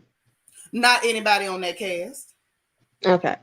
Because, we have differing opinions on that one. Because I sometimes feel like there's a lot of like proving Blackness and how we move and all that kind of stuff. If this is like, she came on this show, she speaks on things. I just find it interesting that was what was happening versus all Giselle's getting right now is Andy. And not saying that they're trying to course correct, but I find it interesting because to me, that perspective is they see them as better commodities, which is still the word I would use regardless, versus Andy seeing Giselle as the better commodity for this show. You really think they see them as a commodity and not a way to clean up their image after all of the accusations of racism and the black eye that Nene and Mariah gave them? And now the continued black eyes and bloody noses that the public is giving them. You really think they see them as a commodity? Or are these just the Negroes that they trot out to start tap dancing and shucking and jiving to make themselves look a little bit better? I think they see all the Black women on the show as commodity as a way to make money to advertise their dollars. So I don't really think they have any stalking them. So that's why I say I'm not seeing it as a clean up because I don't really think they care enough to clean up anything. But it's more about one thing about corporations in this country, they care about it. They listen. Most corporations in this country are racist as hell. America is racist as hell. America was built on racism, and much like a house full of termites, if you remove the racism, America will fall. That's what the hell it is. But what they do not like is having to wear that mantle out in public and have it as their battle flag. And what they will do at every turn is find one buck dancing, shucking and jiving, tap dancing, knuckle scraping Negro to come trotting out to say, "Master ain't that bad." And here comes Wendy. So Nene's not the same when now she's talking about she'll come back on the show and she'll speak with Andy. What are you talking about? I drug Nene for that. No, I must have missed it. So that way I want to make sure saying, come on in the room. I drags everybody on this porch. Nobody escapes it. Okay. Nobody escapes it. When you're off cold, Auntie gonna let you know you off cold. But when it comes to Wendy, I don't expect nothing better from Wendy. That's why I told Essence I'm not gonna judge that lady. I'm not gonna be like, oh, I lost respect for her. I expect Wendy stuff from Wendy. Just like I hope that people would expect Seanitra stuff from Seanitra. I expect Kai stuff from Kai. And that's not a judgment. That's just understanding what you presented to me. You shown me who you are. So I expect Kai stuff from you. I've shown you who I am. So anybody who's gotten to know me or has observed me should expect Seanitra stuff from Seanitra and so forth and so on. I don't think it's a judgment and I don't think it's an attack to tell the truth on somebody. Wendy came in playing pick me. Wendy been playing pick me. I like certain things about Wendy. I love her accomplishments. I love her family. I love all of that. But Wendy is still begging these people to accept her. She's still doing it. The fact that that Dingy and Dingier could sit up on that settee, the both of them with their sour, unwashed tails, talking about, oh, she was crying, talking about how I hate that we like this and I love you, lets me further know.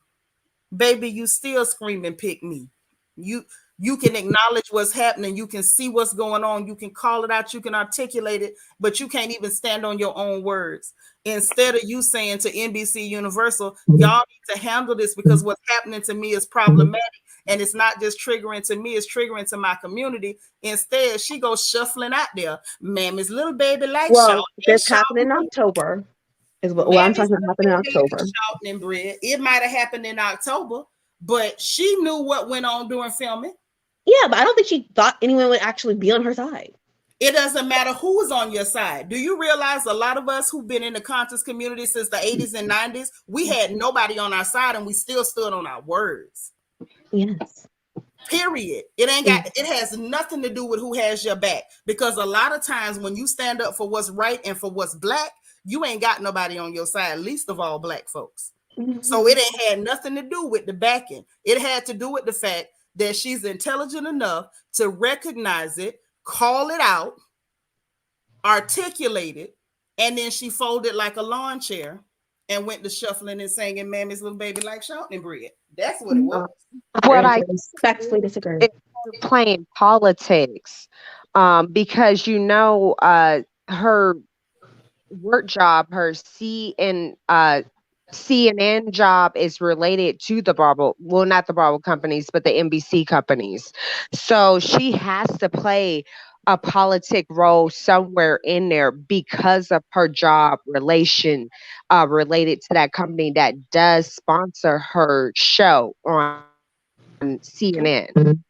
Well, she's a commentator. I don't think that, Yeah, she's a commentator. Yeah, she's a commentator. But NBC owns the rights to her show, to that network. Yeah, but that don't have nothing to do with her coming out to speak on their behalf. She's playing politics. That's what a lot of people do. They you know what that is? That's a real nice way of saying I'm a tiptoe because I don't want Massa mad. I just didn't think it was that big of a deal that she went to go at immigration talk, and I just thought it was interesting. I'm always look a little bit deeper. I was looking deeper, but I mean, I thought she would have done it regardless because she does a whole bunch of speaking engagements that have nothing to do with them. I just thought it was interesting that they went a part of that. That's all I was saying. But the girl's going to do what she's going to do, and she's always at a speaking engagement. So that's why, to me, that's not out of the ordinary for her. It's not out of the ordinary for her to be at a speaking engagement. But what was glaring was on their behalf. Why would you be speaking on their behalf? For what? It was on their behalf. They just or partnering with her because she was already going. Right. But the thing is, why would that? You know what I'm saying? Like certain things are just so random. Why would that? Why would that even be necessary? Especially since she was going already. That was strategic. And when it comes to NBC, Universal, and Bravo, and Truly Original, and Andy Cohen, and all of them, I see you. Yeah, they're all alike. Yeah, they're all alike, but not just alike. They all have the exact same agenda. They move the exact same way, and they've been doing it for about 400 years straight. And we still looking for some deviation in the plan. Like, to me, that is the epitome of insanity. Well, maybe that engagement was already in the works. Never brought this up. And maybe it was already booked before we even knew it. We don't know what's on her agenda. We don't know if these items are already supposed to be up and coming, or her actually supposed to be speaking at these events. If you believe that, I got some land to sell you in the middle of the Everglades. Right, Mo Better. Look at the timing. Like, I'm not crazy. When the timing match up and it's just a little too cozy, like, that's not a coincidence, honey. No, it's not a coincidence. That's strategy. That's called strategy. Right. I just thought it was different from the way you obviously see Andy behave. Same goals, but I just thought that was interesting.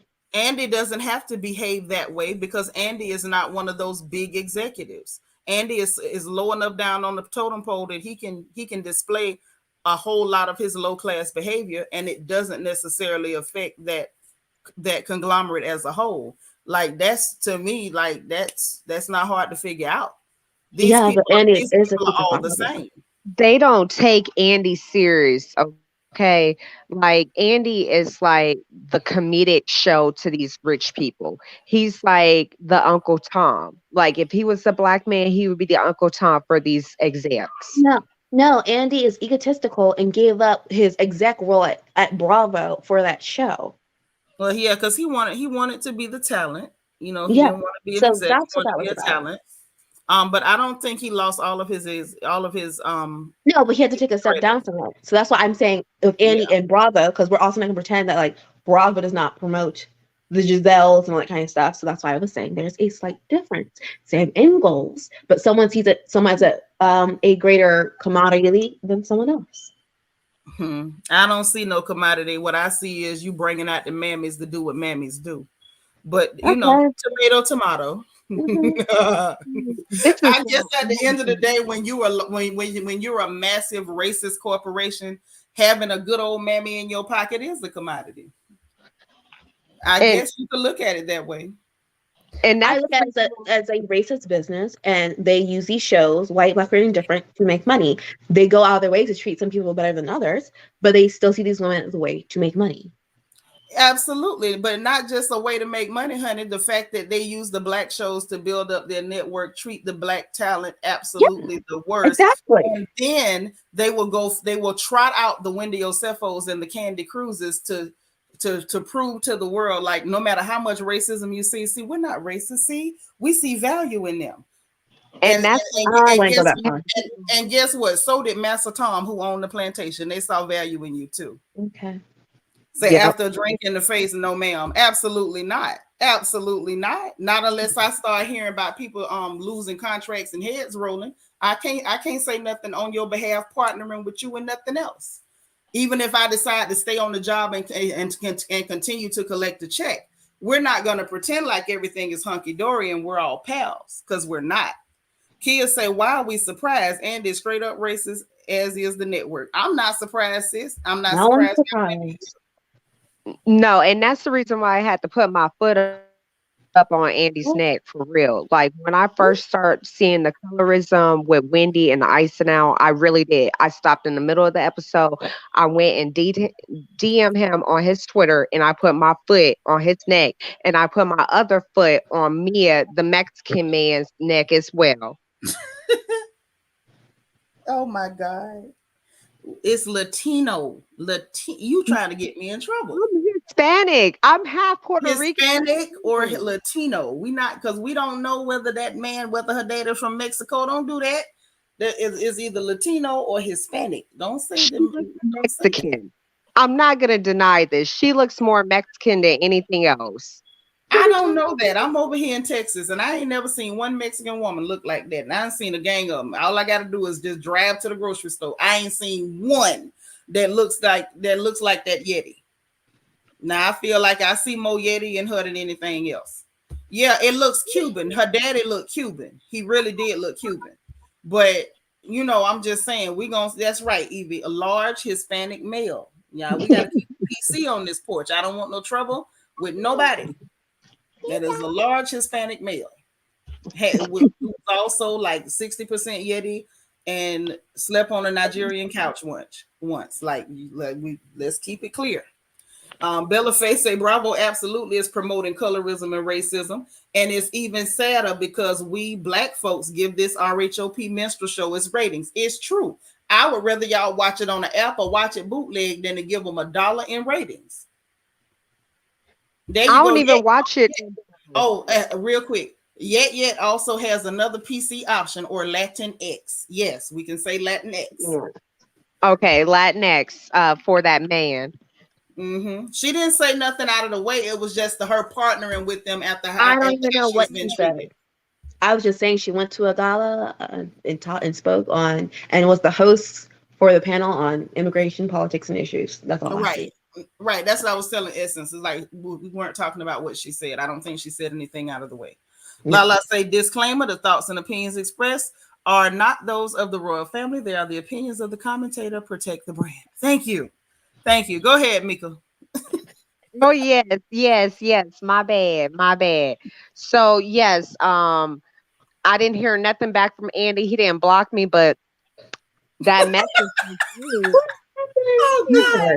Block me. Like, he didn't block me, though. He didn't block me. Oh. He didn't block me on nothing. I was commenting on the whole almost 3 weeks now. Everything that he's been putting out, I've been commenting on, and he has not been blocking me. Like, he blocks everybody else, but he hasn't been blocking me because I read that queen. Well, I guess you read him, but you didn't go into like derogatory stuff, so maybe that's why he didn't block you. Yeah, I didn't I cussed him out, but I didn't go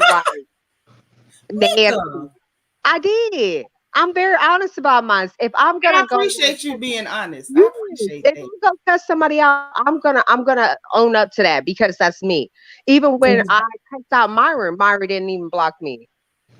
Well, in Myron's defense, blocking other people. Myron got cussed out by so many people. There was no way Myron could have blocked everybody. So don't take it personal.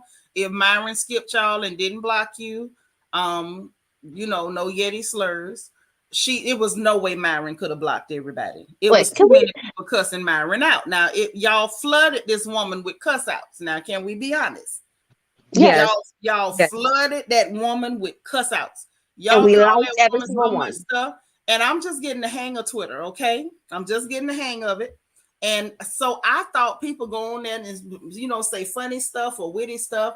And I kept telling Geneva, I say, some of these people, they not Twittering. Because I thought you were supposed to say something funny or cute. And instead, they're just somebody just tweet and say, you're ugly. I say, hey, you're not Twittering. That wasn't funny. That wasn't funny. You just walk up, you're ugly. And the next person just, your feet big. It's like, wait a minute. Y'all go back to Twittering. Is it that you're supposed to say something that's kind of witty or funny or insightful or make a statement? You could say just driving by saying you're ugly. That's not. Is that Twittering? Yes, you could write like that on Twitter. Yes. That's Lord Twittering. Bella Face called this girl Meek Mildew. I'm through. And someone was saying that they're surprised they get rid of her Instagram account. She already did that before. I think she likes the number she has now, so I don't think she's going to risk deleting it again. Yeah, this is bad. Yeah, Twitter's a different type of jungle. I'm getting the hang of it, and some of the stuff I read is very disturbing. Some of it is very disturbing. Some of it's kind of funny, and I can, kiki like, oh, y'all crazy. But yeah, sometimes they don't be Twittering. Like, it's not funny. They just drive. It's a drive-by insult. They just drive by and say, your mama or your feet big. You stink. I'm like, wait, that's not funny. That's not Twittering. But y'all say that is Twittering. You can just go by and drop an insult and keep going. Yes. Sometimes they don't even type it out. They just use a GIF or a meme. Yep. I saw that. I saw a lot of mean ones. There was a very mean one about Rasputia Latimo, and I wouldn't share it because it was that mean. Somebody posted a picture of a how do I put this? What's the right way to say it? A spatially challenged black male in a Rick James wig, and the caption says some I guess somebody called Sharice the real grand dame, and they put, and this is Sharice, and I said, oh wow, yes, I've seen that one. You saw that? I've seen it. I've liked it, I think. Yes, I liked it, and I reposted. You reposted it? Yes, I did. Oh my. Deborah say Myra trying to act like she's unbothered and in control of the situation. Now she claims the bots are attacking. Those are not bots. Those are Negroes. And I wanted to talk about that because my thing is, girl, you limited your comments. You limited your comments. So now all of a sudden, after your comments have been limited, I think at least for like a week or so. Now all of a sudden it's bots. No, Heffa, people really don't like you right now. They are all real people. Maybe some people with multiple accounts, but they're all real people. They real, and they really don't like her. She posted that thing and said rule number 1, F what they think. And I looked under there, they told her to shreds. Yes. I had to like close the app a few times and kind of collect myself to go back and read some more. It was rough. Y'all listen. Lala said I wanted them to drag Paul Bunyan by all the cradles in her face. Lord. Somebody just did a drive-by insult and was just like crater face. Somebody did the emoji of a hole and typed the word face next to it. I said, that's not Twittering. It's funny. Is it when you just roll up on somebody crater face? Yes. You ugly. Because wow. So badly about black women, but your husband is the blackest man in the room. But it's nobody's studying about the man because racist white women have babies with black men. My issue is that your mama black. You fell out from between the legs of a black woman is more of the issue to me. Because people, sleep with people all the time that they don't love or respect or even like. Or haven't you heard all those biracial children who've gone to social media and different platforms to talk about how racist their clear mothers are? Yes. So the idea that someone will sleep with a black person, that holds no weight. They need to go to the reflection corner. Just bad. Just bad. I Well, so mean, what? Okay, if we didn't type the thing and we like the thing, are we going to the reflection corner, or is there an in between? It's there's an no in in between. between. There's an in between. There is an in between. Now, if you like Mika and your bad behind is up here retweeting that man in that wig talking about that Sharice, then you got to go to the reflection corner. I need you to think about that for at least 30 seconds. But see, I didn't even get started on Dejanay. So I didn't even go in on her. I didn't even touch her Twitter page. I can't even get through to Robin's page because she be turning off the comments, and Giselle, she be doing the same. So I'm just like, I can't even get to them. So all I can do is drive by to Andy and Myron. Oh my gosh. And at this point, I feel like Myron, as y'all like to call this Sasquatch American, I feel like this is her Shem Mamser's attempt at like trying to take it on the chin or trying to have a thick skin. Well, because people were reading her when she did that Twitter stuff, and they were like, "Candace never did this," and people were hating Candace for years, so they were going after her for that because they were talking about how Candace never did that. So she Oh. came back. She played herself. Oh my goodness. Lord, LEL, please behave because I don't want to have to take up a collection for no bond money, please. Yeah, ooh, you say her mama should have squeezed her legs. Mia, but deluding herself to believe that real people don't think that about her. Yeah, that's heavy delusions. Heavy delusions. Like people really think that about you. All them people calling you Bigfoot, Sasquatch. It was some young girl. I believe she must watch this page because she started calling the girl a Yeti. People really feel that way about you, baby. They do. So I found out a little tea. There is a YouTuber that is close with the Bravo executives, and they were going to let Myron go last season, but she said But she this had. is the problem. Any YouTuber, I'm close with the executives. I don't believe it. I don't buy it. I'm not promoting that mess because I don't know that. A lot of these people claim, "Oh, I'm close with the executives," and then they TV real wrong, and then they never correct it. So I'm not pushing that over here. I've seen it too many times. I've been doing this for a minute. They do that. They real good for it's exclusive. I got exclusive information. I got inside information, and the inside information be the mirror inside their bathroom. They just tell it to themselves. I'm not promoting that. Essence say this is progress, dismantling colorism, one crater and greasy wig at a time. Oh, Essence. Her wig wasn't even like greasy, it was just dry. Like she needed to put some oil and flat iron it. I don't know if you could put a flat iron on that. I don't know if that's smart now. Which one? Any of them. That's what I asked. Them wigs look suspect than a mug. And if I'm gonna tell the truth, Wendy has had the most decent wigs, and she started off with bad wigs. Yes, yes. That heifer seen herself on one season with them helmets on, and she said it will never happen again. Jesus. After that, Wendy's wigs have been right. They've been on point. They've been better than anybody else wigs I Yep, have ever seen on the show. that's right. Now I'm gonna give it to her. Now she got them wigs correct. Now I don't know whether she went to buying the go naked hair from Portia or what she did, but them wigs be correct. They don't be sitting up like Giselle put them wigs on and look like you could see where her ponytail sitting in the top of her head. The wig be bucked up Yes. at the top. Wendy's wigs be on correctly these days, so I don't know. But the rest of them wigs is suspect. Karen, I'm trying to figure out Karen, what the braid pattern is because the girl's hair. I know she's thinning it now, but yeah, she got it real laying nice and flat. yeah, she got a lot of hair. And Yes, Yes, that's what I was wondering. What's the braid pattern? and let me say too, Karen's wigs are newly renovated wigs are a Yes, lot better than they used to be. A yes, whole lot better. Whole yes. lot. yeah. They were rough. They were rough before. They were Okay, like showing. I say exactly every time they say inside source, I think to myself, yep, inside you and you wrong. Right. I don't play with that inside source bull crap. No. Unless I know you and I know you actually be talking to somebody and I know is and I actually know who you talking to. I'm not repeating that mess. Deborah say, yet no one is hiring bots. She says she's a communications expert and warns IP addresses can be traced. Wait a minute. Hold on. Stop right She did there. that. She said she's a communications expert. Oh no, like she said she's the director of communications at her business, but before I thought she was the manager or the CEO. Regardless, yeah, she said that.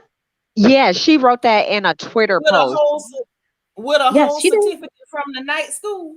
I guess. She Yeah, said.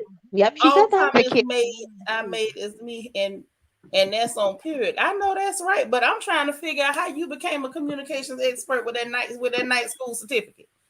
LJ forever say right. You cannot believe YouTube exclusives. Okay, that's how you go to court. The YouTube inspectors had the whole different dude as the culprit in the takeoff deletion. Yep. Just like them YouTube experts and exclusives had Monique going with a trailer, and that man clearly he likes to burgle the turds. That's He kind of don't want crazy. but I they tell didn't all see the that. lies, and they don't care nothing about cleaning it up. Exclusive, all right. Mess around and get Cardi B. It won't be me. Thankfully, I don't watch them because I didn't even see people going up for that on my algorithm. Oh, baby, they went up for it. Like the channels that don't like Monique, you know how certain channels are. Like if they don't like somebody, anything they hear, they repeat it, they promote it, they sit around and say it like it's the truth. Oh, she was doing this, and it's like, man, chill out, get the truth, and stop talking. And so anyway, then I had heard that the boy was, LGBTQ, but I didn't say nothing because it wasn't my business. And the way I heard it, I wasn't supposed to say nothing. Then when it came out, I was like, so all y'all people that was running around saying that we not gonna correct it, and then you still got people still trying to repeat the lie. Like, are we just gonna pretend like the truth didn't come out, or you gonna pretend like you didn't see it?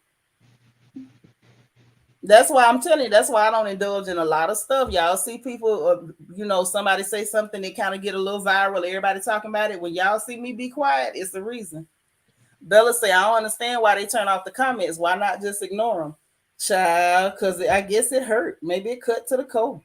No, some people were giving Giselle and Robin Roberto some death threats, and Yeah, but you can Roberto. block and report them. Yeah, you can block and report that. But hold on, Mika. Did I hear you roll your R with Roberto? She Did you did roll real your R? nicely.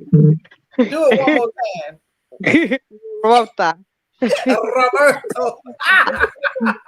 You so crazy. It was saying not even night school, give very much Khan Academy course, not even certificate. No, ma'am. Robert said that she's been out a couple of places, and a couple girls have been saying that they want to jump her, that they're going to beat her up if they didn't see her with her kids. Like she's been going out to just different places, and girls been talking about biting her. Well, I don't even believe that. We know Robert could tell a lie because Robert said, "Did you have to lay one finger on me?" And so, Robert, I don't believe you, baby. You need more people. I'm gonna need somebody to record you like you tried to record Wendy before I'm gonna believe it. I don't believe her. I believe she said it, sis, but I believe she lying. Ain't nobody threatening to jump on her. It ain't that many women running around trying to fight no man. Now let's be clear. Say Mia has lied about her position in that company from the start. I don't think I've seen her direct one meeting. Well, she don't show no meetings now. I did, however, see her adjust the pamphlet on the table. We did with much gusto. She adjusted that pamphlet, and she was pointing to stuff, and she had on a face shield. We did see that. Yeah, she's a great secretary. That's her top notch. I don't believe she no good secretary. I don't believe she could correlate, alphabetize. I don't think she could work that 3-hole punch. I don't think she could do the 9-key entry. I don't think she can do none of that. No. Secretary's a lot of work. Yeah, keep up with the schedules and the calendar. Yeah, secretaries be hustling. Shout out to the administrative assistants out there. Those girls and guys be hard down hustling. And we saw, according to Deborah, we saw Mia adjust that pamphlet and point to some stuff. Now that's what we saw her do. Lord Bella say, why is Candiace's makeup always super heavy? She always has the heaviest contour, not so. Yeah, that's an aggressive contour. I don't know why Candiance does that. I think Candiance is trying to make herself less pretty to make Giselle and them more comfortable. That's yeah, you did say that before. You did say that before. I But she's believe a cute little thing. And it is heavy. Because she's pretty. And she came on the show, and every season, that makeup got more and more aggressive and hostile. It's like when she go to put on the makeup, she's channeling Kiss or something. No, that's how a lot of the girls wear their makeup, very heavy. Mm-mm. I mean, I have seen it, but like she don't need to do it. That girl knows she painting her face up like a squirrel. She knows that. She doing it on purpose to make them feel better. Because they not comfortable with her being prettier than them. I'm telling you. Giselle needs to go to the DR and get some work done. Because I'm tired of seeing all them necks and them rolls and that shirt. But did you see the picture I posted of her in that green dress with that side meat out? Yes. Get yourself cut up in tucks, girl. Oh. Listen, all she got to do is stop bragging about not skipping dessert. Now, that's what I want her to do first. Stop bragging about that. That is nothing to brag about. My friend just texted me something crazy about Mia and Robert, talking about they both built for it tough. Oh my God. Too much. Yes, built like two tough men that are living together soon. Because Ron and Robin ain't gonna have no job. Well, I will give Mia this. She does try to perform femininity in some aspects, at least. She does. She tries to deliver. She tries. She tries. But her tuck is too strong, and it looks like it's about to be unraveled. Oh, Jesus.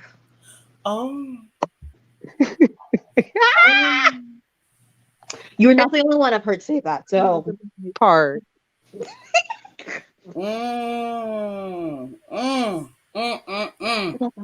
I guess.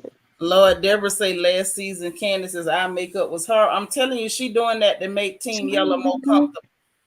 I'm telling I believe they pulled her to the side like she asked Robert to do about their live. They pulled her to the side and say, "Look, we sick of you looking like you looking. You too pretty. You trying to make us look bad. So I'm gonna need you to do something about it." Now it was either paint up like a squirrel or wear a mask. So the baby took the squirrel. The squirrel was the better option. The squirrel was the better option. It's too hot to be wearing a mask. So, you know. But she looks even better without makeup. Like, that's my whole point. She too pretty. They said, look, squirrel it up, mask it up, or we coming after you. She ain't have no choice. What else was she going to do? They was coming to get her. Because she finally started taking those extra packs of hair out of her head. Yep, she took all that stuff out of here because that weave used to be real aggressive too. Yeah, it was oof. It was oof. Yeah. It was too much hair because she's so small. Like you 25 pounds with 80 pounds of weave. It looked crazy. And can I say this? I was so very disappointed at how people made disparaging comments about that young woman wearing her own hair. Oh, yes. I didn't like it. That bothered me. I ain't gonna lie, that bothered me, y'all. I was sitting there like, so this what we doing? Yeah, exactly. This is what we doing. We attacking Black women for wearing the hair that grow out their scalp. Yes, because a lot of them do not like their own real hair. So if they see somebody wearing their own natural hair, because I even get those comments, the only time they say my hair is really pretty is when I straighten it. Because like when I straighten it, because I have thick, soft hair, it straightens almost like a silk press, like I get you. without a silk press. But if, like it. Yes, but when I'm like all natural.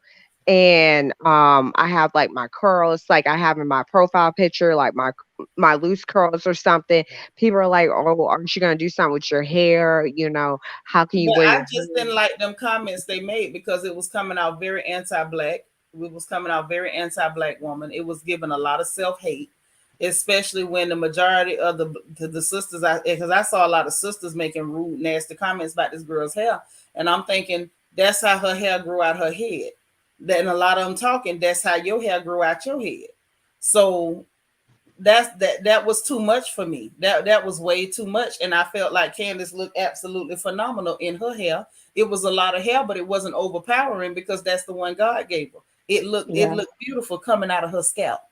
I love to see our girls just being beautiful. Like, I love it. My baby that pops up here that, that's got the sale on them Geneva's Garden fall palettes, that hair is the hair that come out her head. You know what I mean? I taught my girls to love the hair that God gave you. Ain't nothing wrong with putting some extra stuff in, because sisters, we like versatility. We like having different, we like having different looks. That's part of our charm. That's also a part of our culture. We've been adding hair fixtures and whatnot since the beginning of time. There's nothing wrong with straightening your hair. We've been straightening hair for a long time, even back to ancient Kemet. We were using tools to straighten out our hair, and it had very little, not very little, nothing at all to do with clear folks or wanting to be clear. One thing about Black women, African women, because that's who we are, is we like to adorn ourselves. We like to add stuff to ourselves, jewelry, hair ornaments, hair pieces, extra hair, somebody else's hair from down the street. We like to adorn ourselves. That's a part of who we are, and I think it's beautiful. But it disturbs me when I see sisters that are angry, upset, disgruntled, and insulted because you saw this pretty Black girl wearing her own hair. That bothered me just a smidge. Well, you bring a wonderful point, because now some of the people who are like, she's jealous of Ashley because she's bald headed, and then when you see her hair, oh my God, her hair. I'm like, good God. Right. When absolutely the hair she was wearing at the vineyard is the hair she grew. That was the hair that came out of her scalp. She didn't have, see, that's the thing. When it's ours, we're not wearing it. We just are. We're just existing and being Black women at the same time. We just existing as Black women. It's okay for your hair to grow out your scalp. It's okay to not braid it down, put a stocking cap on it, and do that science and wizardry that I seen y'all do with the lace. It was exciting to watch. I'm telling you, they taught me back in August, child. I sat there, I watched the August? It was August when Eva was home, and her and my other god baby, they was in the bathroom. I saw all type of scientific stuff going on. They plucked and put it down and added a color and got the blow dry, and there was some scissors involved, and there was a razor involved. Yes. It was something happened, and they pulled it down and they pulled it back up, and they put something on the forehead. I don't know what it was, but when they finished, it looked like to me, and I know better because I had her, but it looked like she grew red straight hair out of her scalp. I don't know how it works, but even if you don't do all the wizardry, your hair is beautiful. You are enough. Your Black is enough. It's enough. If you want to add something, you can, but it shouldn't be mandatory. You shouldn't be ridiculed because you don't want to add all that stuff to you. Hey, Cha-Cha, if you want to add it, I say go ahead, girl. If your neck can carry the weight, throw it up there. But if you don't want to, you should be free to be you without ridicule and attacks. And I would love to see more celebrities wear their more natural hair to show people it's okay to show your real hair. I know some of them might have like baldiness or thinning hair or thin hair or shedding. But if you are embracing who you fully are, it is good to embrace and show us as well, because we're not going to shame you for wearing your natural hair. We're going to praise you. And if we they're going to get shamed too, because that's what we're talking about right now. We having this conversation because people did shame that young Black woman. And then allowed other people to do it. They attacked her. They said all kind of rude, derogatory things about the hair that grows out of her freaking scalp. She didn't go buy it at Party City. That came out of her scalp. And the celebrities and their children, they do get ridiculed. Look how nasty people talk to little Blue Ivy. And she was a little bitty baby. And they said so many nasty, horrible things about a little bitty baby over hair that came out of her scalp. Like, this world truly hates Blackness. And surely hate the Black feminine. It's almost like they only like it if it's watered down or if it's being displayed on somebody of a different ethnicity or being displayed on somebody of a different gender. But just you being a Black woman on your own, that's not enough, and the world is angry at it. Just you being a black woman and showing up, everybody feels attacked. But I digress. Yeah, they ain't ready for that convo, B. They ain't ready. They ain't ready. Yeah, I was surprised how many people were surprised that like her hair was healthy because I like every once in a while I'll like watch her podcast she does with her friend, and Mm. usually she has her hair out because she's in between styles of like either a wig or some braids. So I've seen her hair before. I guess it was surprising to me how many people were surprised. I guess she didn't look raggedy. I was like, really? Is that what it was? Because I didn't see no surprise. I I just saw a bunch of nasty comments. I saw Even that at the on comments YouTube just and chats, I saw people saying stuff like that hair didn't look good. How does your hair not look good on you? It's your hair. That's the hair you came with. I saw a lot of nastiness. If I had saw people surprised that her hair was healthy, I'd have been like, okay, you're how very dumb of you. But that wouldn't have classified as self-hate. It was the nasty comments like she need to do something with that. no, I She saw don't need to both. wear That's that what I no saw more. both. Yeah, I was so horrified. I was horrified. Evie says, we know as black girls it's easier to wear our weaves and wig, so they don't want us to wear their hair. They don't owe us to wear their hair just to make a point. And the ridicule is ridiculous. Yeah, do what you do as a black woman. Like, I don't believe in policing sisters and telling them what to do with their hair. Do what you want to do with your hair. But if a sister decides to wear her hair, please don't attack her. If you say Blue Ivy and Yeah. call her names too. Yeah, they've done it a lot to sisters. They've done it a freaking lot. Unless you show your hair and your hair is not 9 Issa hair, they mad at it. When you show that hair, it better look like you mixed with something or else they mad.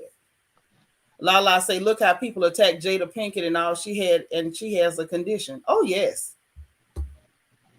And I think what she did was smart because I saw her from the beginning just like shaving the sides when she was first talking about the alopecia. And then she took it all the way and just took it off. And the attacks is not cool. Not cool It, at all.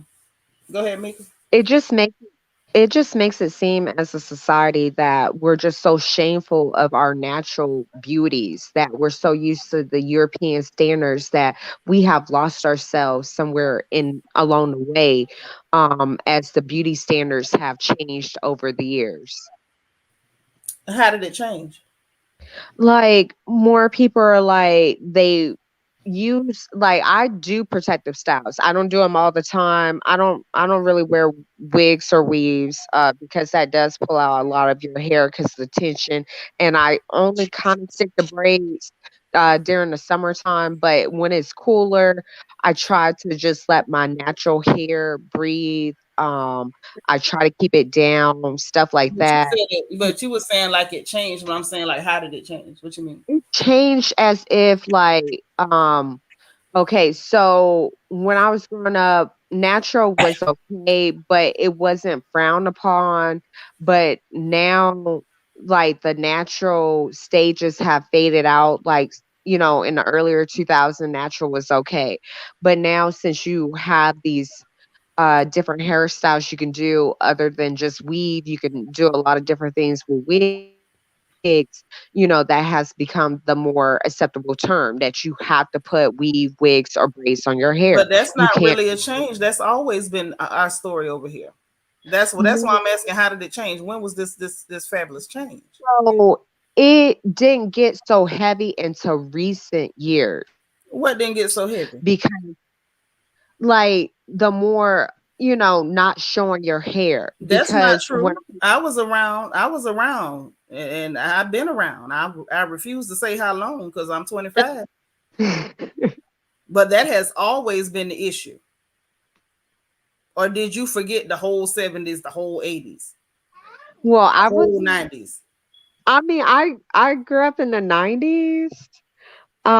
So I don't remember the 70s or the 80s, but in the 90s, I didn't get called out so much for wearing my own natural hair, and a You lot were of just, that just means you were blessed, honey, because in the 90s that was a real thing. That was a real issue.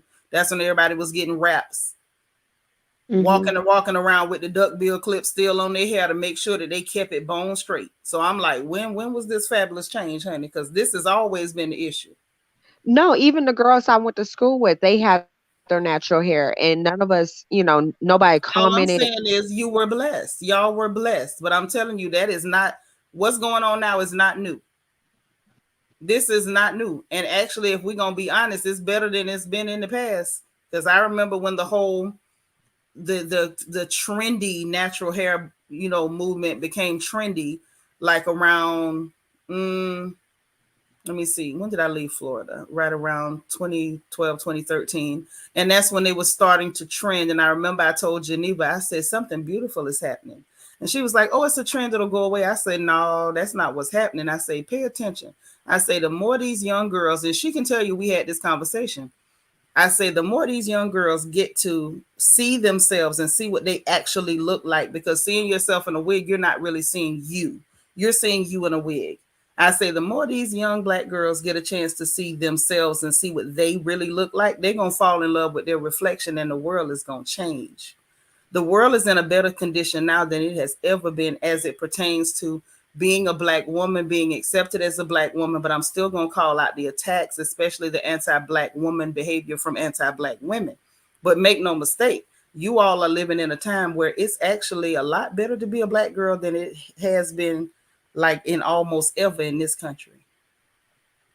In almost ever. And I watched that evolution of that natural hair movement. I watched it. I was excited. I was hopeful.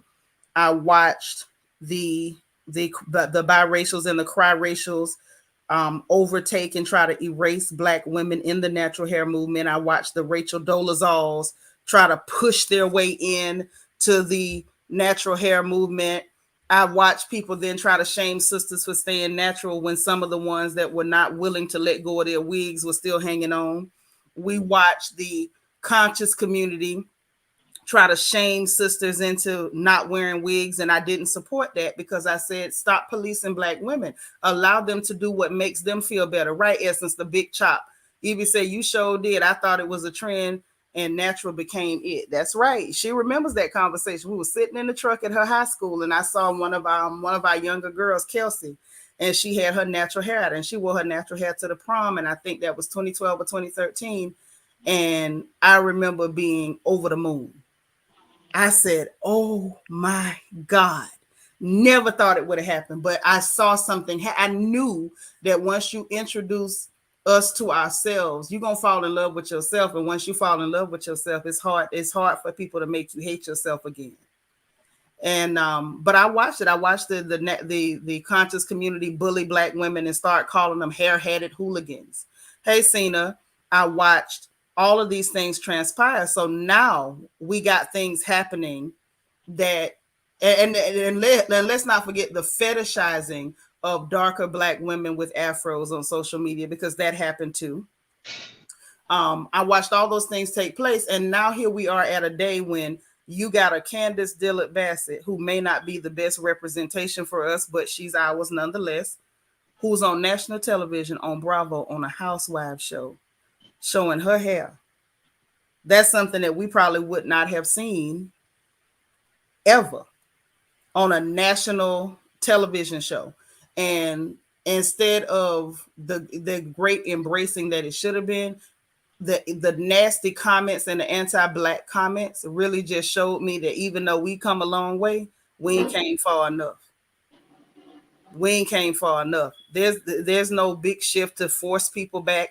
It's just the fact that we got some people that hate themselves so much that they can't stop, and they hate you because you look like them. They hate you because you're their reflection. Just like Myron, as you call her, hates her mama because her mama's a reminder and a reflection of that Black that's still in her, that she can't rub off with a Brillo pad. But let me say this, it is still very much hard for us as women of color out here in the world. I work for a corporation that is just like a slave farm. I mean, I get praises, I get awards, but at the end of the day, I still feel like they just hired a lot of us to fill numbers and quotas. Like, I feel like at the end of the day, even though we work for a corporation that service millions, I work for an insurance, medical insurance corporation, that they still don't take our advice. They still really don't listen to us. Like, we're still because they don't love you. Like I mean, they don't care about you. You know what I'm saying? They don't care about you. They're not gonna listen to you. Like, why would they listen to you? Think I about don't it. mean to, oh, sorry. I don't mean to interrupt. I have to go. But All right, bye bye, Bookie. Thank you for popping in. Bye. Bye, gorgeous. Bye. But yeah, no, I mean Hold they on, Edwin. Myron is Mia Thornton. That's Myron. yes. They crazy in here, Edwin. I'm sorry. I'm sorry. But go ahead. I'm sorry. But no, they have never made me actually feel out of place. But some of my coworkers that might be so okay, they give us health and wellness. Some white people take advantage of it more than some of the people of color, black or Hispanic, because I work with a lot of black or Hispanic. Mm-hmm. Um, and like if they were to take like a mental health day or something like that, they're like all on top of their back and their neck. But if it's like a white person doing it, they don't get the same treatment. I mean, but we know this.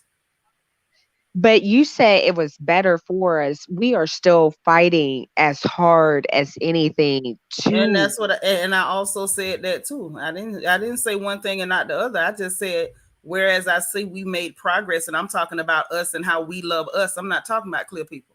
Because I don't really Oh, because if you really get down to it, I don't care that much about clear folks if I'm gonna be honest. But I'm talking about us and how we love us and how we see us. And I still said as much ground as we have gained, we still have a lot more to go. We still have a lot more to go. Just based on the nasty derogatory comments I saw from my own people toward that young woman just for wearing her hair. Now that's what I'm talking about.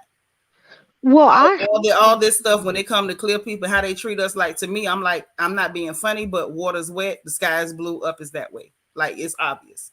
Hey, Andrew Barber, welcome. This is your first time.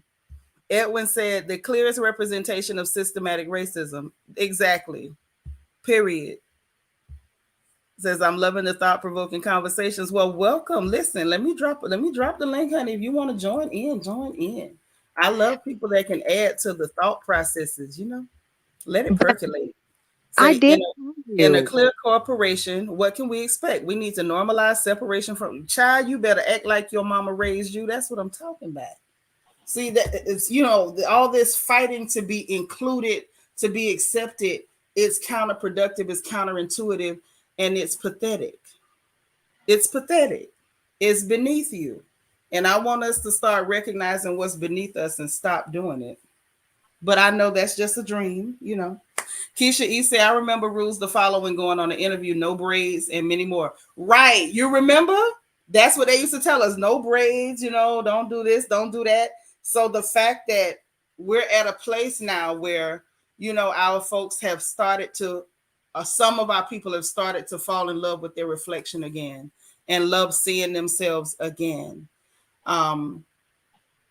It's beautiful. It's very beautiful. It's a beautiful time to be a Black girl, but it's also still very sad to be a Black girl because we got a lot of our own people that don't know how to love us. They ain't gonna love us because they still haven't figured out how to love themselves. And until they love them and you a reflection of them, they not gonna love you. It's not in them. Andrew Barber says, I love women. I've been raised around nothing but women my whole life. I know that's right. And we love you back, baby. Say the Crown Act stopped that hair prejudice. But but think about it, Essence. The fact that they had to go and do a whole law. You got to draft a law to make it legal for Black women to wear the hair that comes out of their scalps. How pitiful is that? They didn't need a Crown Act to tell clear women or any other women that they could wear their hair. But when it came to Black women, we got to go make a law just so our hair, the way that it grows out of our scalp, the act of God itself, so that it can be tolerated. And that still doesn't stop them from discriminating. It just stops them from admitting that's why they're doing it. But I did tell you I do wear my natural hair. I do get mixed reviews. Like, But that's what I'm saying though. Like I'm literally saying that. A lot of us accept ourselves now, but there's still a lot of us who are still very sick in the head. And most of my comments don't come from like younger girls, they come from older Black women. And That why do you think that is? Are you shocked? I'm not shocked because my mom is from Mississippi, and them older women Who is down that, a baby? that's my little one. Hold on. I'll show Oh, you. She's so good. I'm sorry. I heard a baby and got excited. I can't see her. I can't see. Hey, sugar mama. She's so beautiful. Don't show her no more. Don't show her no more. Somebody might want to take her. But she's so beautiful. Look at her cheeks. Yes, she's my twin. But it's like a lot of our elders, they came from a different mindset and they did not know any better. I remember my mother had a hard time because I would not put relaxers in Geneva's hair. And you can't do that to her. Like I was really, harming my baby because I didn't want to put drain cleaner in her head. And I said, no, no. And she's like, no, you can't do that. You gonna this and that. You can't make her like that. I'm like, no, I'm gonna make her like herself. Now that, mama, I'm gonna make her do. But you can't expect that our elders who were raised in it, not exposed to anything else. You know what I'm saying? Like we can't expect them to just catch up to the time. They've lived in a different time. So some things they can catch up to, some things they catch up to later. My mama caught up to it later, but it took her a while. So I would Yep. say just, be patient with our elders. You know what I'm saying? Andrew Barber saying the school system need to change because they're not telling the real truth about African American history. Yeah, but the truth is you got to you have to train your children at home. Yes. Yes. Train them at home. You cannot expect people who have shown themselves to be your open enemies to tell you the truth about you. You have to tell yourself the truth about you. It's your responsibility to train your babies. If Fifi say my mama is like that, you can't tell her nothing, right? And they're still our elders, and we should still love them and recognize that they have those mindsets based on systems that they had no control over, but they were subject to. You know what I mean? I think a big part of us loving us is having understanding for each other and understanding that a lot of the conditions that we find our people in are not conditions that they put themselves in. So while it is frustrating, while it can make you sad, it can be heartbreaking at times, we have to recognize they didn't put themselves in that condition. They just didn't. But I had a aunt. She's only like in her 60s, and when I wear my hair like naturally curly, she's like, "Ooh, baby, your hair's so nappy. Can you like straighten it so it can be pretty like I'm used to seeing it?" And this is my aunt, and she's not that old. So, do we keep giving them a pass, or do we need to check them because the same respect we would want out of somebody who's young? Do we need to address it as well? I feel like I leave that, to each person. Like I don't know how you was raised. I was raised to respect my elders, whether they right, wrong, and different. And the best I can do for you if you become disrespectful is to distance myself. But I'm never gonna disgrace myself by disrespecting an elder. Mr. James said, I experienced the hate mostly from Black men when I had locks. I can't count how many times I heard you need to cut your hair unprovoked. I still ain't forgave Ricky Smiley. Lord, Mr. James, don't you listen? I don't like Ricky Smiley either, but you say you still ain't forgave. You got to forgive him now. You got to release him. Millie Rock say my mama goes off when I wear my natural. It's like that. You know what I'm saying? Just be patient with them. Try to explain why you're doing what you're doing. If they can hear you, cool. If they can't, still move like you move. And just smile at them. Y'all know how to smile and nod when old people talking. You ain't got to agree. Just yeah, and still do what you're going, because y'all gonna do what you want to do anyway. You ain't got to worry about all this, checking and disrespecting old people. Just do what you're gonna do because that's what you're gonna do anyway. Just smile and nod. Eventually, when they can't stop you, they'll be able to stop and think like, now why is this child so insistent? And eventually a lot of them will change their mindsets once they see they can't stop you from doing certain things. Deborah said, I'm surprised I still got ears and not suffering brain damage from Miss Emma pressing and curling my hair back in the day. Girl, all of us should have had brain damage from sitting up there and mess around, and how they would run that hot comb through your hair and that hair fall out that hot comb and it'll hit you and your hair burn the side of your face. I remember I've been burnt by my hair a few times. And as a kid, Andrew Barber says it's a shame that non-people of color expect us to coddle them and give them grace when they haven't done the same for us. It's true, but as long as we still have, some of our people who are willing to do it, they're gonna keep expecting it. Auntie Eva say, kindly explain why you wear your hair naturally and how comfortable you are. Yeah, that type of stuff. Yeah, Yeah, and I I'm would never. I'm very comfortable wearing my natural hair. In fact, I've been natural for 12 years. No, she My was being sarcastic. Like, you don't Mhm. have to explain why. You know what I'm Mhm. saying? Like, because most of us in here are normal. You know what I'm saying? We're Mhm. normal. Because I feel like when you don't understand why somebody's comfortable wearing their hair the way it grows, that's abnormal. I think pretty much everybody in here is real normal. Like, we get it. This is the porch. Everybody gets it over here. So that hot comb was not my friend, and I'm still shell shocked. Baby, look, that hot comb was real. That hot I comb was real know. on a Saturday morning. For those of us, some of us remember that hot comb going in that stove, that Marcel stove, and and your mama having you running back and forth to the stove and testing that comb on a white rag. We remember. Yeah, that Yeah, bell hold heat. Yes, God.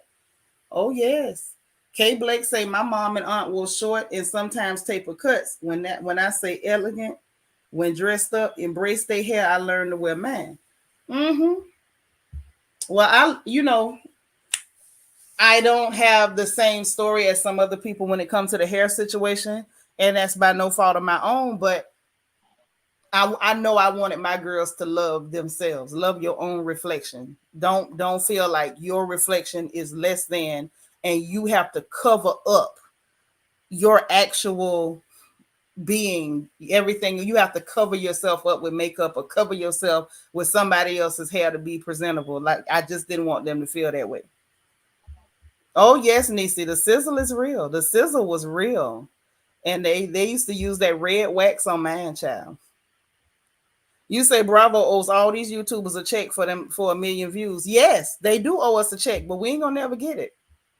You would hold your breath when you heard the sizzle. Can I tell y'all something ignorant about me?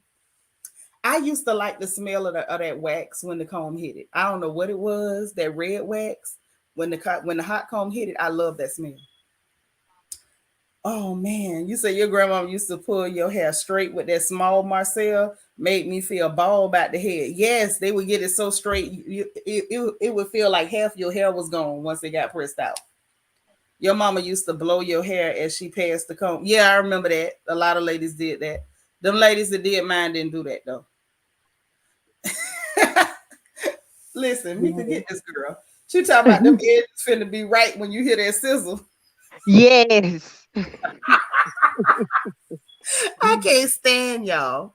Andrew said, I remember the pink styling product my mom put in my hair and it smells so good. Okay.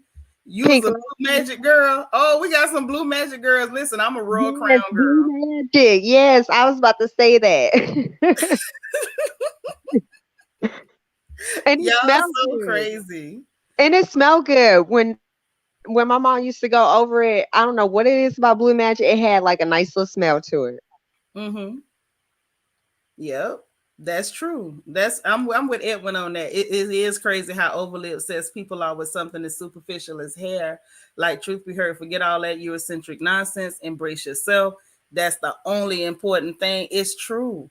It's true, and I think we were forced to be obsessed with something like that because they literally criminalize part of your identity. Like, the way your skin grows, the way your hair grows, that's part of your identity. Like, that's literally your genetic makeup, and they made it criminal just to be black. Like, that's crazy. That is so crazy to me. Oh yeah, definitely nostalgic. I remember them mornings jumping up, running that comb back and forth. You said it was worse on Sunday morning. See, my mama would get ours done Saturday. We either went to Aunt Beulah.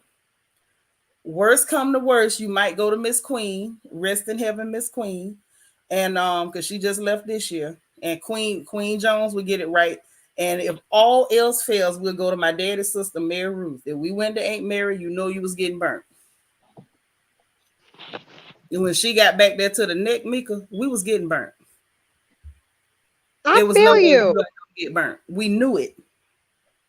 My mama would burn me on my ears, even when I'm holding my ears down. That was her favorite spot. She wouldn't. She burnt me once on my forehead because she was busy sipping her drink and trying to hot comb my hair at the same time. So for a whole 2 weeks, I had this scab burn, and somebody thought I got beat up because I had this weird burn on my face. And my mom told me just put some butter and some Vaseline on it. Not the butter. Now I Yeah, remember we got burnt. We would have to go run out the back and get a piece of the aloe plant and split it open because if you rub that aloe plant on it, it wouldn't blister. It wouldn't leave a mark. So I remember plenty of times getting burnt, running to go get aloe to rub on there, and it still would burn, like it still hurt, but it wouldn't leave no scar. And I hated that because you would like the aloe. It feel cool when you first touch it. So you thinking it's gonna cool down that burn? It literally only cools it down for like a nanosecond, and it's right back to burning. Andrew Barber say, let's not forget about the Dream Kids Olive Miracle Conditioning Gel. See, you younger than me. We didn't have that. We had Royal Crown, Blue Magic or Bergamot. We had the Press and Wax. We had Candy Curls, Flat Irons, and Marcel Irons. We ain't had none of that there. Pink, matter of fact, Pink Moisturizer didn't even come out until I was like almost out of high school when Pink Moisturizer was a thing. Oh Lord, let me quit talking. I'm 25. I was using pink lotion. My mom, that was her favorite at the beginning when I was little, pink lotion. So you just gonna call me old over here on my own porch? I didn't call you old. I'm just saying when I was little, that was like my mama's favorite, either that or Glover or Dudley's grease. And that Dudley grease, That Dudley's Q was good. Dudley's Q was good. Yeah. yes, and it's so thick. I Keisha still use say, it from time to time. It's real thick. It's got a nice. It'll really oil your hair. the nape of the neck, and when you hear hold your ear, make you want to run out. Yes, when they said hold your ear, you know it was real. That's when it got real. Wicked Yes, say, yeah, my mama would press my hair so good it looked better than a perm. Yes, and them hot combs would last too. They would last at least about a week. Deborah say hair Saturday night after the bath, so you didn't sweat it out from the steam in the bathroom. Right. facts. It was a lot of that, but then too, we got it done early in the day, a lot of times Mama wouldn't let Aunt Beulah take the rollers out of our hair. She would put the hairnet on, and you had to leave them rollers in until Sunday morning. So that way we could still go with the old ladies from the church because we would do home mission. Y'all know I'm a real Baptist girl, so we would go do that. Mama and them would do cottage prayer, and we'd have to clean people's houses and take trash out and stuff. And then some Saturdays we have to go help clean the sanctuary, and then you go home and do your chores and get your clothes out for church Sunday morning, and then they would take the rollers out Sunday morning. So a lot of times I had to wear that hair net, and that's back when they had the mesh rods at the beauty shop, and they stick that little pick through there, the whole you know what I'm talking about? You Yeah. remember that? And the little stick they would stick through the mesh roller would be jugging me in my forehead, and I would want to take it out so bad, but I was scared. No, my mom had those, but when I was growing up, we had like the soft cushion rollers that my mom would put in my hair.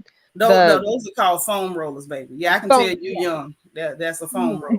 Now, when we roll our hair at home, we use foam rollers. But when you went to the beauty shop, Aunt Beulah had a shop, and so did Miss Queen, and so did Aunt Mary. They had shops. They was not fixing hair in their kitchen. So when they put you up under, once they got you curled up and they put those rods in there, that mesh rod, them professional rods, and stuck that stick through there to hold it in place, we had to keep them things in there all day. Yes, they do still make hot combs. Mm-hmm. I use a tomboy, so I was a tomboy too, but my mama had a belt, so mine lasted real good. Yes, my mom would spank us if we messed up our hair after she had straightened it, got it all ready for us to get ready for school, and the rest of the week we would get told. Once they paid for our hair, because mama wasn't fixing our hair, we went to the beauty shop. Daddy was paying for our hair. And if we had messed up that money running around sweating, getting stuff in our hair, that'd have been my behind. Yep, with the roller papers. Yep. That's right. Yes, God. Bianca say, y'all can't tell me y'all ain't crying from familiarity. So if y'all can relate to this combo, hit that like button. Yeah, we can relate to this one. I think everybody can relate to this one. So yep, them curls would last for a week when they put it on that mesh rod and put them sticks in there. Shanika say them picks and them rollers hurt. They did. You know what? I got a permanent like little dent in my forehead. I'm touching it right now. I swear to God. If you touch my forehead, you can feel it's like a line in my forehead. Because Auntie was like, she was scientific with them rollers. And she would, she could roll your head the same every time, exactly the same, identical, nothing out of place. And she always put that roller in that same spot, and that pick went in that same spot. I still got a dent in my forehead now. My mom, I think she said she got little things from her roller in the middle of like her head, like where her Mm-hmm. dent in. Like Yeah. she said that's where they used to do it the tightest because that's where the thickest part of her hair was. Child, I don't know about that. Beulah did them all tight, especially around them edges, because them edges had to be laid.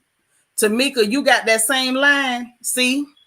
Tamika said, I got the line as well. Well, I'm telling you, they did not play because they pulled it real tight so that it would hold shape all the way down to the edges. It held the shape. I'm telling you, it was rough. It was rough. And they thought, yeah, maybe they were trying to give us, what we needed to survive in the world. I don't know. Yes, Evie, the Black experience, honey. Well, look, I'm finna get up out of here fooling with y'all. That's what I'm about to do. I enjoyed y'all so much. I love sitting on the porch with y'all. You will never know how much. And I'm so glad you and Kai came to holler at me. Essence ain't holler at me today. She must be working or something. But I'm so glad y'all came to talk to me about this stuff going on. Because y'all, I'm so sad for Wendy. I am. So y'all say a prayer for her. Maybe she'll, wake up from the sunken place. Poor baby. But we still gonna call Bravo out. We calling Andy out. We calling Team Yella out. We calling that Yeti on cast out. Everybody. Everybody. So listen, I'm finna go. Unless you got something else you want to talk about before we go. I think it's her mama. Her mama is very strict and her mama wants a certain image, and she might just be trying to please her mama because she does go to her mom about a lot of her decisions. Like, as far as her being a pick me. Well, like she probably discussed the whole situation with her mom. And Wendy's mom comes off, my mom's very strict like that too. She comes off a little enduring, controlling, and like telling, Wendy what decisions that she needs to make. Yeah, I got all that, but that ain't what I picked up from Mama when Mama went left. Mama did not give me go back and kiss they behind. That ain't what Mama gave me. Mama went off. Mama done called down fire and thunder on somebody's head. Mama is not giving me pick me. Did you not see how bad Mama went off? I seen how she went off on that Latinx man. Yeah, Mama didn't give me pick me. Mama gave me leave my goddamn baby alone. No, but I mean like the more serious situation with the execs that she might have like been talking to her mother about, just getting her mother's opinion. Maybe anything's possible. You know what I'm saying? Like we really know these people, so anything's possible now. I'll buy that for $1. That could be one of the reasons. Could be. Because like when Wendy was like she didn't want to do certain things in her life, her mama was very unhappy about it. Yeah, but it wasn't just certain things. The things that she was saying her mama wasn't happy about, I wouldn't have been happy either. Hey, Nadia. Yeah, I think Wendy made a decision. Wendy made a decision. You did. You did. We've been here for like 2 hours and 40 minutes. Andrew, you missed all of that.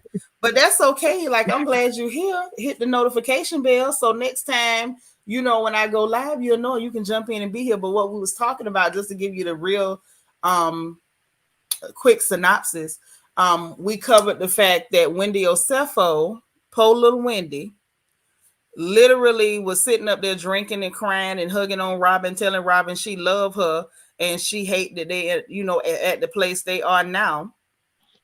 Mind you, she's at the exact same place she was with them in the beginning. She just thought them people liked her and they didn't. We talked about the fact that I think that Robert and Rings want to reel Candiance back in and make her just bow down and save Giselle's face because she knows she lied on that boy. And the fact that Candiance came clean and kept it real, that she did actually say that, and that production reminded her of what she said. So that's kind of what we covered today on that. Say to anybody, girl, we seen that god awful flamingo fiasco that she wore to Portia's wedding. I don't even know how she was comfortable doing that. You say Roberto and Gizzard get on your nerves, child, on everybody's. Everybody is tired. What was it? Wrinkles in the Roommate.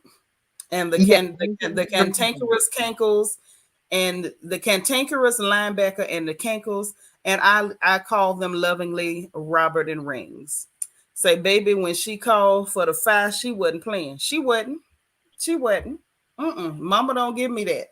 I feel like Wendy making a few moves on her own. You stay up late. I know that's right.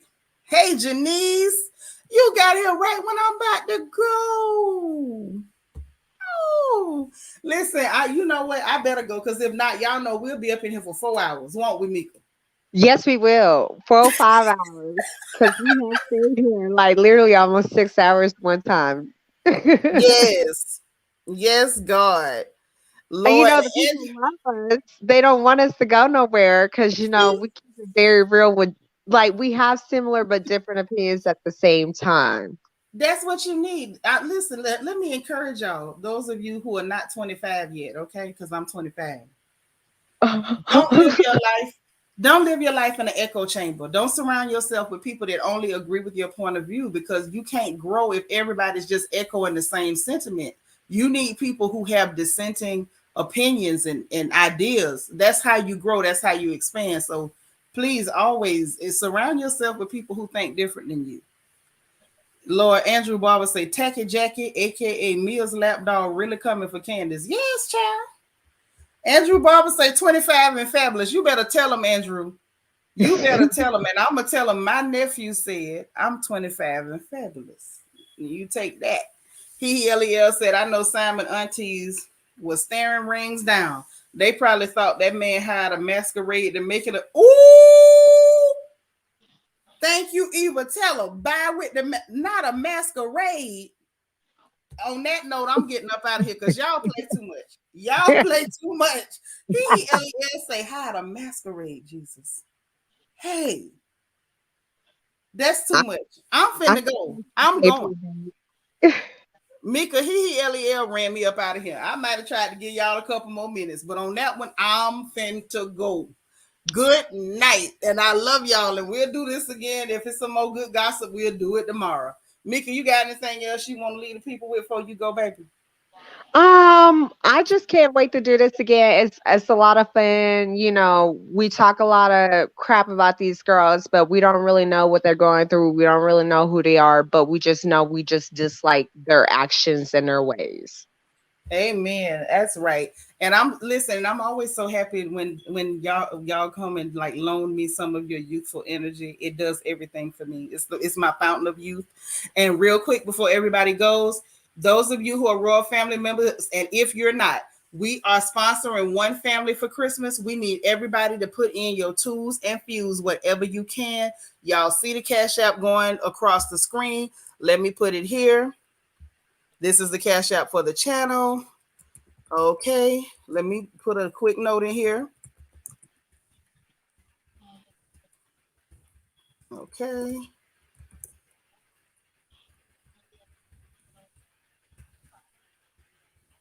If you can, do what you can. Do what you can. I know things are rough this year, but do what you can. Let's put our tools and fuse together. Let's do as much as we can. Even if it's not much, we'll do it. We'll give what we can in love, and that's just going to be that. And hopefully they accept it with love, and we'll keep doing what we can. That's all I can say at this point. We just going to keep doing what we can. All right. So that's up there. So even if you're watching on replay, whatever you can do. Show love. It don't hurt nothing to love somebody. Show a little love. Let's try to help where we can. But on that note, I love you guys. I appreciate you. Please remember to like this video. If you didn't like the video when you came in, please like it before you go out. Please, please, please remember to hit the notification bell and click all, so you will know every time we go live on this porch and we talking about whatever we talking about. Y'all know we get into each and everything. Also, subscribe if you haven't subscribed. If you want to join channel membership, there's a join button beneath your video. And also, there is a link for membership in the description box beneath the video, okay? So I appreciate you so, so much. You want to tell them folks good night, Mika? Yes, good night, everybody. Be safe and love one another. And as a Black community, please stay together. That's right. That's right. So y'all enjoy the rest of your evening. And remember, if nobody else says it to you, honey, God loves you. I love you. And ain't nothing you can do about it. We'll talk soon. Y'all have a wonderful, wonderful evening. Bye, y'all.